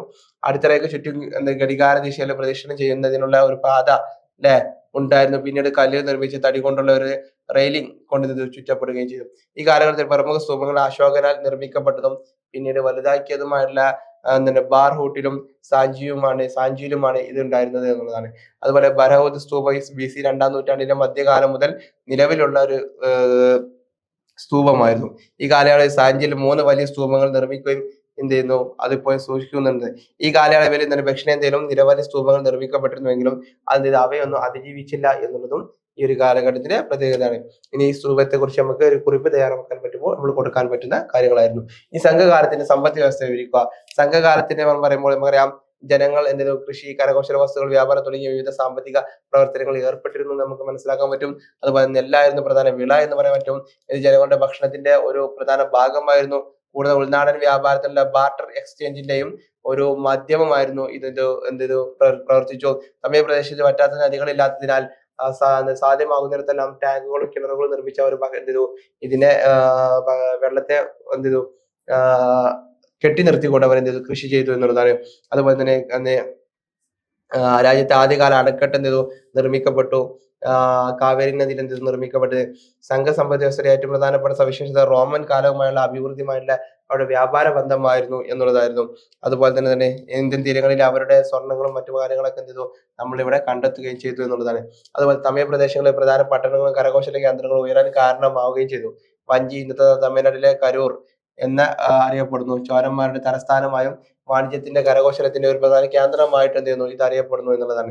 അതുപോലെ തന്നെ സ്വർണം കയറ്റിയ റോമൻ കപ്പലുകൾ വലിയ അളവിൽ കുരുമുളക് തിരികെ കൊണ്ടുപോവുകയും ചെയ്തിരുന്നത്. തമിഴ്നാട്ടിലെ തിരുനെൽവേലി ജില്ലയിലെ കോർക്കൈ ഒരു പ്രധാന പാണ്ഡ്യ തുറമുഖമായിരുന്നു എന്നുള്ളതും മുത്തുകൾ അത് പ്രശസ്തമായിരുന്നു എന്നുള്ളതും നമുക്കറിയാം. ചോളന്മാരുടെ തലസ്ഥാനമായുള്ള ഉറയൂർ, തമിഴ്നാട്ടിലുള്ള ഉറയൂർ പ്രധാനപ്പെട്ട ഒരു തുറമുഖ കേന്ദ്രങ്ങളായിട്ട് അറിയപ്പെട്ടിരുന്നു എന്നുള്ളതാണ്. മറ്റൊരു ചോദ്യം, ഇന്ത്യയിലെ വിദേശ വ്യാപാരത്തിന്റെ പ്രധാന സവിശേഷതകൾ ചർച്ച ചെയ്യുക എന്നുള്ളതാണ്. വിദേശ വ്യാപാരത്തിന്റെ സവിശേഷത എന്ന് പറയുമ്പോൾ ഇന്ത്യയുടെ വിദേശ വ്യാപാരത്തിന്റെ സവിശേഷത എന്ന് പറയുമ്പോൾ മൗര്യാനന്തര കാലഘട്ടത്തിലെ വാണിജ്യ പ്രവർത്തനങ്ങളുടെ പ്രധാന സവിശേഷത റോമൻ സാമ്രാജ്യം അതിന്റെ ഉന്നതിയിലായിരുന്ന ഇന്ത്യയും പടിഞ്ഞാറും തമ്മിലുള്ള അഭിവൃദ്ധിമായ വ്യാപാരമായിരുന്നു. എന്നുവെച്ചാൽ തുടക്കത്തിൽ ഒരു വ്യാപാരം കരയിലൂടെയാണ് നടത്തിയിരുന്നത് റോമയുമായിട്ട്. എന്നാൽ ഈ വ്യാപാരം പാതകൾ കടന്നുപോയ പ്രദേശങ്ങൾ ഭരിച്ചിരുന്ന പേർഷ്യക്കാർ ഇടയ്ക്കിടെ സൃഷ്ടിച്ച തടസ്സങ്ങൾ കാരണം കടൽ വഴികളിലേക്ക് ശ്രദ്ധ കേന്ദ്രീകരിക്കും. ഇപ്പോൾ കപ്പലുകൾ ഇന്ത്യൻ തുറമുഖങ്ങളിൽ നിന്ന് ചെങ്കടലിലെയും പേർഷ്യൻ ഗൾഫിലെയും തുറമുഖങ്ങളിലേക്ക് നേരിട്ട് നീങ്ങാൻ കഴിയുകയും ചെയ്തു എന്നുള്ളതാണ്. സുഗന്ധദ്രവ്യങ്ങൾ, അതുപോലെ തന്നെ ആഭരണങ്ങൾ, ആനക്കൊമ്പ്, നല്ല തുണിത്തരങ്ങൾ എന്നിവ ഇന്ത്യയിൽ നിന്നും കയറ്റുമതി അയച്ചു. റോമിലേക്ക് കയറ്റുമതി അയച്ചു. ഇന്ത്യയിൽ നിന്ന് റോമൻ സാമ്രാജ്യത്തിലേക്കുള്ള സുഗന്ധ വ്യഞ്ജനങ്ങൾ കയറ്റുമതി നൽകുകയും തിരിച്ച് വജ്രം, കാർണിവൽ, അതുപോലെ നീലക്കല്ല്, മുത്തുകൾ, ഇൻഡിക്കോ, ചണം തുടങ്ങിയവ ഇവിടെ നിന്ന് ഇന്ത്യയിൽ നിന്ന് റോമിലേക്ക് കയറ്റുമതി ചെയ്തു. അവിടെ നിന്ന് ചെയ്തു ഇറക്കുമതി ചെയ്തിരുന്ന മറ്റു പ്രധാന ഇനങ്ങൾ വൈൻ ഉൾപ്പെടുന്നു. കൂടാതെ പാശ്ചാത്യ വ്യാപാരികളുടെ ടിൻ, ലെഡ്, പവിയം, അടിമ പുൽക്കുട്ടികൾ എന്നിവ ഇങ്ങോട്ട് എന്ത് ചെയ്തു അവർ ഇറക്കുമതി ചെയ്തു എന്നുള്ളതാണ്. ഇതാണ് നമ്മുടെ ഈ ഒരു ചാപ്റ്ററിൽ മെയിൻ ആയിട്ട് പറയുന്നത്. ഇനി നമുക്ക് എന്ത് ചെയ്യാം, ചാപ്റ്റർ എ നോക്കൂ, the Gupta and the third success, ഗുപ്തയും മൂന്നാം പിൻഗാമികളും എന്നാണ് നമുക്ക് പറയാനുള്ളത്. ഏകദേശം 300 to 730 വരെയുള്ള കാലഘട്ടത്തെ കുറിച്ചാണ് നമുക്ക് ഇനി പറയുന്നത്. ഗുപ്ത രാജവംശം സ്ഥാപിച്ചത് ആരായിരുന്നു? ഗുപ്ത രാജവംശം സ്ഥാപിച്ചത് ശ്രീഗുപ്തയായിരുന്നു. ചന്ദ്രഗുപ്ത രണ്ടാമൻ തന്റെ സ്ഥാനങ്ങൾ എങ്ങനെയാണ് ഉറപ്പിച്ചത്? ആ കാലഘട്ടത്തിലെ മറ്റു രാജാവുമായുള്ള വിവാഹ ബന്ധത്തിലൂടെയാണ് അദ്ദേഹം തന്റെ സ്ഥാനം ഉറപ്പിക്കുകയും ചെയ്തു. ചന്ദ്രഗുപ്ത രണ്ടാമന്റെ ഏറ്റവും വലിയ സൈനിക നേട്ടം എന്തായിരുന്നു? കഴിഞ്ഞ 300 വർഷമായി പടിഞ്ഞാറൻ ഇന്ത്യയിൽ ഭരിച്ചിരുന്ന ഷേഖ് രാജാക്കന്മാർക്കെതിരായ വിജയമാണ് അദ്ദേഹത്തിന്റെ ഏറ്റവും വലിയ സൈനിക നേട്ടം എന്ന് പറയുന്നത്. എന്താണ് ഫ്യൂഡലിസം? സംസ്ഥാനത്തിന് ടെൻഡർ ചെയ്യുന്ന സേവനങ്ങൾക്ക് പകരം മതപരവും മതേതരവുമായിട്ടുള്ള ആവശ്യങ്ങൾക്കായി ഭൂമി നൽകുന്ന രീതിയെ സാധാരണ ഫ്യൂഡലിസം എന്ന് വിളിക്കുന്നു. എന്താണ്? മൈത്ര ക്യാസ് ആരായിരുന്നു? പടിഞ്ഞാറൻ ഇന്ത്യയിൽ ഒരു സ്വതന്ത്ര രാജ്യം സ്ഥാപിച്ച ഗുപ്തരുടെ പോഷക നദി മേധാവികളായിരുന്നു മൈത്രക്കാർ എന്ന് പറയുന്നത്. ഇനി ആരാണ് സാമന്ത എന്ന പേര് എന്ന് ഉപയോഗിച്ചത്? ഇത്തരം ഗുപ്തരുടെ കീഴാള ഭരണാധികളായിരുന്നു മൗഖരികൾ എന്ന് പറയുന്നത്. ഓക്കെ, ആരായിരുന്നു വന്ദനെ? വഗധക എന്ന് വെച്ചാൽ അവരുടെ ആൻസർ എന്ന് പറയുന്നത് ഉപദ്വീപിലെ ഇന്ത്യയിലെ വടക്കൻ മഹാരാഷ്ട്രയിലെ ഒരു വിബർവയിലും ഭരിച്ചിരുന്ന ഒരു പ്രാദേശിക ശക്തിയായിരുന്നു വഗധക എന്ന് പറയുന്നത്. മൗര്യ ഭരണവും ഗുപ്ത ഭരണവും തമ്മിലുള്ള വ്യത്യാസം എന്താണ്? ഉത്തരം, മൗര്യ കാലഘട്ടത്തിൽ രാഷ്ട്രീയ അധികാര രാജാവിന്റെ കൈകളിൽ കേന്ദ്രീകരിച്ചു. എന്നാൽ ഗുപ്ത ഭരണം സ്വഭാവത്തിൽ വികേന്ദ്രീകൃതമായിരുന്നു എന്നുള്ളതാണ്. ഇനി ഗുപ്ത സാമ്രാജ്യത്തിന്റെ പതനത്തിന്റെ കണക്കുകൾ അല്ലെ, നമുക്കറിയാം. പതനം എന്ന് പറയുന്നത് ഹുനാക്രമണത്തിന്റെ നീണ്ടും തുടർച്ചയായിട്ടുള്ള തിരമാലകളും ഗുപ്ത എന്നത് വളരെ ദുർബലമാക്കി. ഗുപ്ത സാമ്രാജ്യത്തിന്റെ ശിഥിലീകരണത്തെ ത്വരിതപ്പെടുത്തിയ പ്രധാന ഘടകങ്ങളിൽ ഒന്നായിരുന്നു ഇത്. 1428 ആയപ്പോഴേക്കും കിഴക്കൻ മാൾവയും മധ്യ ഇന്ത്യയുടെ വലിയൊരു ഭാഗം കൈവശപ്പെടുത്തി പഞ്ചാബ്, രാജസ്ഥാൻ അവരുടെ കൈകളിൽ ഒതുങ്ങി. മധ്യ ഇന്ത്യയിലെ ഭോപ്പാലിനടുത്ത് ഏറാൻ വരെ വ്യാപിച്ചു കിടക്കുന്ന ഒരു പ്രദേശം കീഴടക്കിയ തോറ മനയാണ് ഇന്ത്യയിലെ ഹ്യൂണുകളുടെ ആദ്യത്തെ പ്രധാന ഭരണാധികാരിയായി. അദ്ദേഹത്തിന്റെ മകൻ മിഹിർ കുലെ ഗുപ്ത രാജവംശത്തിലെ രാജാക്കന്മാർ പരാജയപ്പെടുത്തി. എന്നാൽ ഹൂണമാർക്കാർക്കെതിരെയുള്ള ഈ വിജയത്തിന്റെ ഗുപ്ത സാമ്രാജ്യത്തെ പുനരുജ്ജീവിപ്പിക്കാൻ കഴിഞ്ഞില്ല എന്നുള്ളതാണ്. അതുപോലെ അവരുടെ അധിനിവേശത്തിന് പുറമെ സാമ്പത്തിക അഭിവൃദ്ധിയിലും ക്രമാനുക്രമമായുള്ള ഇടിവുണ്ടായി. പിൽക്കാല ഗുപ്ത ഭരണാധികാരികളുടെ സ്വർണ്ണ നാണയങ്ങൾ ഇത് സൂചിപ്പിക്കുന്നുണ്ട്. ഇത് സ്വർണത്തിന്റെ അളവ് കുറവും കൂടുതൽ ലോഹ സങ്കരങ്ങൾ കൂടി വരാനും തുടങ്ങി എന്നുള്ളതാണ്. അതുപോലെ ഗുപ്താനന്തര കാലഘട്ടത്തിൽ നാണയങ്ങൾ ക്രമേണ അപ്രത്യക്ഷമായി. ഭൂമി തങ്കാശ് രൂപത്തിൽ പണമടയ്ക്കാൻ രാജാക്കന്മാരെ നയിച്ചു. ഫ്യൂഡലിസത്തിന്റെ കീഴ്വഴക്കത്തിൽ നികുതി പിരിക്കാനുള്ള അവകാശം മാത്രമല്ല, ദാനം ചെയ്ത ഭൂമിയുടെ ഭരണം നടത്താനുള്ള അവകാശം ചെയ്തു. ഇത് ഭരണാധികാരത്തിന്റെ ചെലവിന് തങ്ങളുടെ സ്വാധീന വലയം വിപുലീകരിക്കാൻ ഇടവിടാതെ ശ്രമിക്കുന്ന അധികാരത്തിന്റെ ചെറിയ പോക്കറ്റുകൾ സൃഷ്ടിച്ചു. അതുപോലെ മറ്റൊരു ക്വസ്റ്റ്യൻ നോക്കൂ, ഗുപ്ത കാലഘട്ടത്തിലെ സ്ത്രീകളുടെയും തൊട്ടുകൂടാത്തവരുടെയും സ്ഥാനം ചർച്ച ചെയ്യുക. സ്ത്രീകൾക്ക് സ്ഥാനം ഗുപ്ത കാലഘട്ടത്തിലെ എല്ലാ സ്ത്രീകളുടെയും നില കുറഞ്ഞുകൊണ്ടിരുന്നു. സ്ത്രീകളെ കീഴ്പ്പെടുത്താനുള്ള പ്രധാന കാരണം അവരുടെ ഉപജീവനത്തിനായി പുരുഷന്മാരെ പൂർണ്ണമായും ആശ്രയിക്കുന്നതായിരുന്നു. സ്ത്രീകൾക്ക് അനന്തരാവകാശ സ്വത്ത് ലഭിക്കാൻ അർഹതയുണ്ടായിരുന്നില്ല എന്നുള്ളത്. എന്നിരുന്നാലും അവളുടെ സ്ത്രീധനത്തിൽ അവൾക്ക് പൂർണ്ണ അവകാശമുണ്ടായിരുന്നു. സമൂഹത്തിന്റെ ഭാരത സമ്പ്രദായം ഉണ്ടായിരുന്നില്ല. സതി സമ്പ്രദായം നിലവിലുണ്ടായിരുന്നു എന്നുള്ളതാണ്. ഈ തൊട്ടുകൂടാത്തവരുടെ സ്ഥാനം ഈ കാലഘട്ടത്തിൽ ശൂദ്രനും തൊട്ടുകൂടാത്തവരും തമ്മിലുള്ള വേർതിരിവ് ഉണ്ടായിരുന്നു. തൊട്ടുകൂടാത്തവരെ ശൂദ്രരെക്കാൾ താഴ്ന്ന നിലയിലാണ് പരിഗണിച്ചിരുന്നത്. അവരെ ചണ്ടാലങ്ങൾ എന്ന് വിളിച്ചു. അവരെ അകത്ത് താമസിപ്പിക്കാൻ അനുവദിച്ചില്ല. അതുപോലെ തന്നെ അതിനാൽ അവർ ഗ്രാമത്തിന് പുറത്ത് താമസിച്ചു. തോട്ടിൻ പണിയിലോ കശാപ്പ് പോലുള്ള വൃത്തിഹീനമായ ജോലികളിൽ ഏർപ്പെട്ടു. അവർ പട്ടണങ്ങളിലോ ചന്തകളിലോ കടക്കുമ്പോഴേക്കെല്ലാം മറ്റുള്ളവർ തങ്ങളെ തൊടാതിരിക്കാനും മലിനമാകാതിരിക്കാനും അവർ ഒരു മരക്കഷ്ണം അടിച്ച് തങ്ങളുടെ ഭാഗങ്ങൾ കൃത്യമാക്കുമായിരുന്നു എന്നുള്ളതാണ്. അതുപോലെ ഞങ്ങളുടെ പഠന കാലയളവിലെ കാർഷിക മേഖല വികസനത്തിന്റെ കാരണം നൽകുക എന്നുള്ളത്. കൃഷിയുടെ വ്യാപനത്തിന്റെ കാരണം എന്താണ്? വിസ്തൃതമായ പ്രദേശങ്ങൾ കൃഷിക്ക് കീഴിലാക്കി. ഉയർന്ന വിളവ് നേടുന്നതിന് എക്സിറ്റിംഗ് ഉൽപാദന രീതി മെച്ചപ്പെടുത്തി. വിവിധ മേഖലകളിൽ ബ്രാഹ്മണർക്കും സെക്കുലർ ഓഫീസർമാർക്കും ഭൂമി നൽകുന്ന രീതിയായിരുന്നു അല്ലെ. അതിന്റെ ഒരു കാരണം കന്യക ഭൂമി കൊണ്ടുവരാൻ സഹായിച്ചോ എന്നുള്ളതാണ്. കലപ്പയുടെ കീഴിൽ അവർ ഇങ്ങനെ ഒരു ഭൂമി സിസ്റ്റം കൊണ്ടുവന്നു. പിന്നാക്ക പ്രദേശങ്ങളിൽ ഇരുമ്പ് കലപ്പ വിഹിതം, വളം, ജലസേചനം, കന്നുകാലികൾ, സമ്പത്ത് സംരക്ഷിക്കൽ എന്നിവയെ കുറിച്ചുള്ള അറിവിന്റെ വ്യാപനം ഗ്രാമീണ പുരോഗതിക്ക് കാരണമായി. എന്തുകൊണ്ടാണ് ഗുപ്ത കാലഘട്ടത്തിലെ വ്യാപാരം കുറഞ്ഞത്? ഗുപ്ത കാലഘട്ടത്തിൽ വ്യാപാരത്തിന്റെ ഇടിവിന് കാരണം ഗുപ്ത കാലഘട്ടത്തിൽ വ്യാപാരവും വാണിജ്യവും കുറഞ്ഞു. AD 550 വരെ ഇന്ത്യൻ കിഴക്കിൽ എന്ത് ചെയ്തു? റോമൻ സാമ്രാജ്യവുമായി ചില വ്യാപാരം തുടർന്നു. 6-ാം നൂറ്റാണ്ടിൽ റോമക്കാർ പട്ടുനൂൽ എന്ത് ചെയ്തു? വിരകളെ വളർത്തുന്ന വിദ്യ പഠിച്ചു. ഇത് ഈ വിലയേറിയ ചരക്കിലെ ഇന്ത്യയുടെ വിദേശ വ്യാപാരത്തെ പ്രതികൂലമായി ബാധിക്കുകയും ചെയ്തു. അതുപോലെ തന്നെ ഹുണുകൾ വടക്ക് പടിഞ്ഞാറൻ പാത തടസ്സപ്പെടുത്തിയത് ഈ തകർച്ചയുടെ മറ്റൊരു ഘടകമാണ്. വ്യാപാരത്തിലെ നഷ്ടം രാജ്യത്തേക്കുള്ള സ്വർണത്തിന്റെയും വെള്ളിയുടെയും വരവ് കുറയ്ക്കുകയും ചന്ദ്രഗുപ്തൻ രണ്ടിന് ശേഷം തുടർച്ചയായി വന്ന ഓരോ ഗുപ്ത ഭരണാധികാരികളെയും നാണയങ്ങളിൽ കുറവ് സ്വർണവും കൂടുതൽ ലോഹ സങ്കരങ്ങളും അടങ്ങിയിരുന്നു എന്നുള്ളതാണ്. ഇനി നമുക്ക് പറയാനുള്ള മറ്റൊരു ഭാഗം എന്നുള്ളത് ഇതാണ്. AD 300 മുതൽ 750 മുതൽ ശാസ്ത്ര സാങ്കേതിക വിദ്യയുടെ വികസനം ചർച്ച ചെയ്യുക എന്നുള്ളതാണ്. ഗുപ്ത കാലഘട്ടത്തിലെ ശാസ്ത്ര സാങ്കേതിക പുരോഗതിയെ കുറിച്ച് ഒരു സാക്ഷ്യം ഈ കാലഘട്ടത്തിലെ വിഷയങ്ങൾ എഴുതിയ പ്രധാന ഗ്രന്ഥങ്ങൾ ലഭിക്കും. 5-ാം നൂറ്റാണ്ടിലെ ആര്യഭട്ടൻ എഴുതിയ ആര്യഭട്ടീയം എന്ന ജ്യോതിശാസ്ത്രമാണ് ഇവയിൽ ഏറ്റവും ശ്രദ്ധേയം. ആര്യഭട്ടൻ ഒരു ജ്യോതിശാസ്ത്രജ്ഞനും ഗണിതശാസ്ത്രജ്ഞനുമായിരുന്നു. ഭൂമി അതിന്റെ അച്ചുതണ്ടിൽ കറങ്ങുകയും സൂര്യനെ ചുറ്റുകയും ഭ്രമണത്തിന് കാരണമാവുകയും ചെയ്യുന്നു എന്ന് അദ്ദേഹം ആദ്യമായിട്ട് നിർദ്ദേശിച്ചു. പൂജ്യം ആദ്യമായി കണ്ടുപിടിച്ചതും ദശാംശ വ്യവസ്ഥയുടെ ഉപയോഗവും അദ്ദേഹമാണ് ആദ്യമായിട്ട് കണ്ടുപിടിച്ചത് എന്നുള്ളതാണ്. അദ്ദേഹത്തിന്റെ പഞ്ചസിദ്ധാന്ത എന്ന കൃതി എന്ത് 5 ജ്യോതിശാസ്ത്ര സംവിധാനങ്ങളെ പറ്റി എന്തെയ്യുന്നു? പ്രതിപാദിപ്പിക്കുന്നു എന്നുള്ളതാണ്. അതുപോലെ തന്നെ അറിയപ്പെടുന്ന ഗണിതശാസ്ത്രജ്ഞനായ ബ്രഹ്മഗുപ്തനും ഗുപ്ത കാലഘട്ടത്തിൽ ജീവിച്ചിരുന്നു എന്നുള്ളതാണ്. അതുപോലെ തന്നെ എന്താണ് ഈ കാലഘട്ടത്തിൽ ഗണ്യമായ തോതിൽ നിർമ്മിച്ച ബുദ്ധന്റെ വെങ്കല ചിത്രങ്ങൾ നൂതന സാങ്കേതിക വിദ്യയുടെ ഉദാഹരണമാണ്. അതുപോലെ തന്നെ തുറസായുള്ള സ്ഥലത്ത് നിൽക്കുന്ന ഈ സ്തംഭം 15 നൂറ്റാണ്ടുകൾ കഴിഞ്ഞിട്ടും തുരുമ്പ് പിടിച്ചിട്ടില്ല. അജ്ഞതയിലെ അതിശയകരമായ പെയിന്റുകൾ ഇപ്പോഴും കേടുപാടുകൾ കൂടാതെ ഈ കാലഘട്ടത്തിലെ നിറങ്ങൾ ഉണ്ടാക്കുന്ന കലയെ സൂചിപ്പിക്കുന്നുണ്ട് എന്നുള്ളതാണ്. അപ്പൊ ഇത്രയും കാര്യങ്ങളാണ് നമ്മൾ എന്ത് ചെയ്യുന്നത് ഈ ഒരു ചാപ്റ്ററിൽ മെയിൻ ആയിട്ട് പറഞ്ഞു പോകുന്നത് എന്നുള്ളതാണ്. ഓക്കെ, നമ്മുടെ ഏകദേശം സമയങ്ങളൊക്കെ എന്ത് ചെയ്തു? ഏകദേശം എൻഡായി തുടങ്ങി എന്നുള്ളതാണ്. അപ്പോൾ നമ്മുടെ ഒരു ലൈവിന്റെ ടൈം എന്ത് ചെയ്തു? ഇവിടെ എൻഡായി. അപ്പോൾ എല്ലാവരും കൃത്യമായിട്ട് എന്ത് ചെയ്യുക? പഠനത്തിൽ എന്ത് ചെയ്യുക? ഫോക്കസ് ചെയ്യുക. ഈ പറഞ്ഞ ക്ലാസ്സിലുള്ള ക്വസ്റ്റ്യൻസുകൾ കാര്യങ്ങൾ നിങ്ങൾ എന്ത് ചെയ്യുക? പ്രത്യേകം ശ്രദ്ധിക്കുക. അതുപോലെ തന്നെ എന്ത് ചെയ്യുക? ക്ലാസ്സുകൾ എന്ത് ചെയ്യുക? കൃത്യമായിട്ട് എന്ത് ചെയ്യുക? കേൾക്കുക.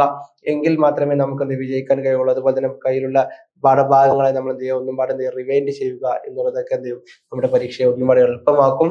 അപ്പോൾ നിങ്ങൾ എന്ത് ചെയ്യുക? ഇനിയുള്ള കുറച്ച് ടൈമേ നമുക്ക് ഇനി എക്സാമിന് മുമ്പിലുള്ളൂ. ആ സമയത്ത് നിങ്ങൾ എന്ത് ചെയ്യുക? കൃത്യമായിട്ട് ഫോക്കസ് ചെയ്യുക. കൃത്യമായിട്ട് നിങ്ങൾ ഫോക്കസ് ചെയ്താൽ കൃത്യമായി നമുക്ക് വിജയിക്കാൻ കഴിയും. ഇനിയുള്ള തിരക്കുകളെ മാറ്റി വെച്ചുകൊണ്ട് ഇതിലേക്ക് കൂടുതലായിട്ട് ഫോക്കസ് ചെയ്യാൻ നിങ്ങൾ ശ്രമിക്കുക. ഓക്കെ, അപ്പൊ നമുക്ക് പരീക്ഷയിൽ വിജയം ഉറപ്പായിട്ട് ലഭിക്കും. ഓക്കെ, അപ്പൊ നമ്മൾ ഇന്നത്തെ ലൈവ് ഇവിടെ അവസാനിക്കുന്നു എന്നുള്ളൂ. നമ്മൾ ഇനിയും തിരിച്ചു വരും. അപ്പോൾ ഓക്കെ, നമ്മൾ ഇനിയും ലൈവുകൾ വരാനുണ്ട്. ബാക്കി ചാപ്റ്ററുകളുമായിട്ട് അധികം വൈകാതെ തന്നെ ഒരു ഷോർട്ട് ടൈമിന് ശേഷം വീണ്ടും നമുക്ക് എന്ത് ചെയ്യാം? കണ്ടുമുട്ടാം. Okay, thank you.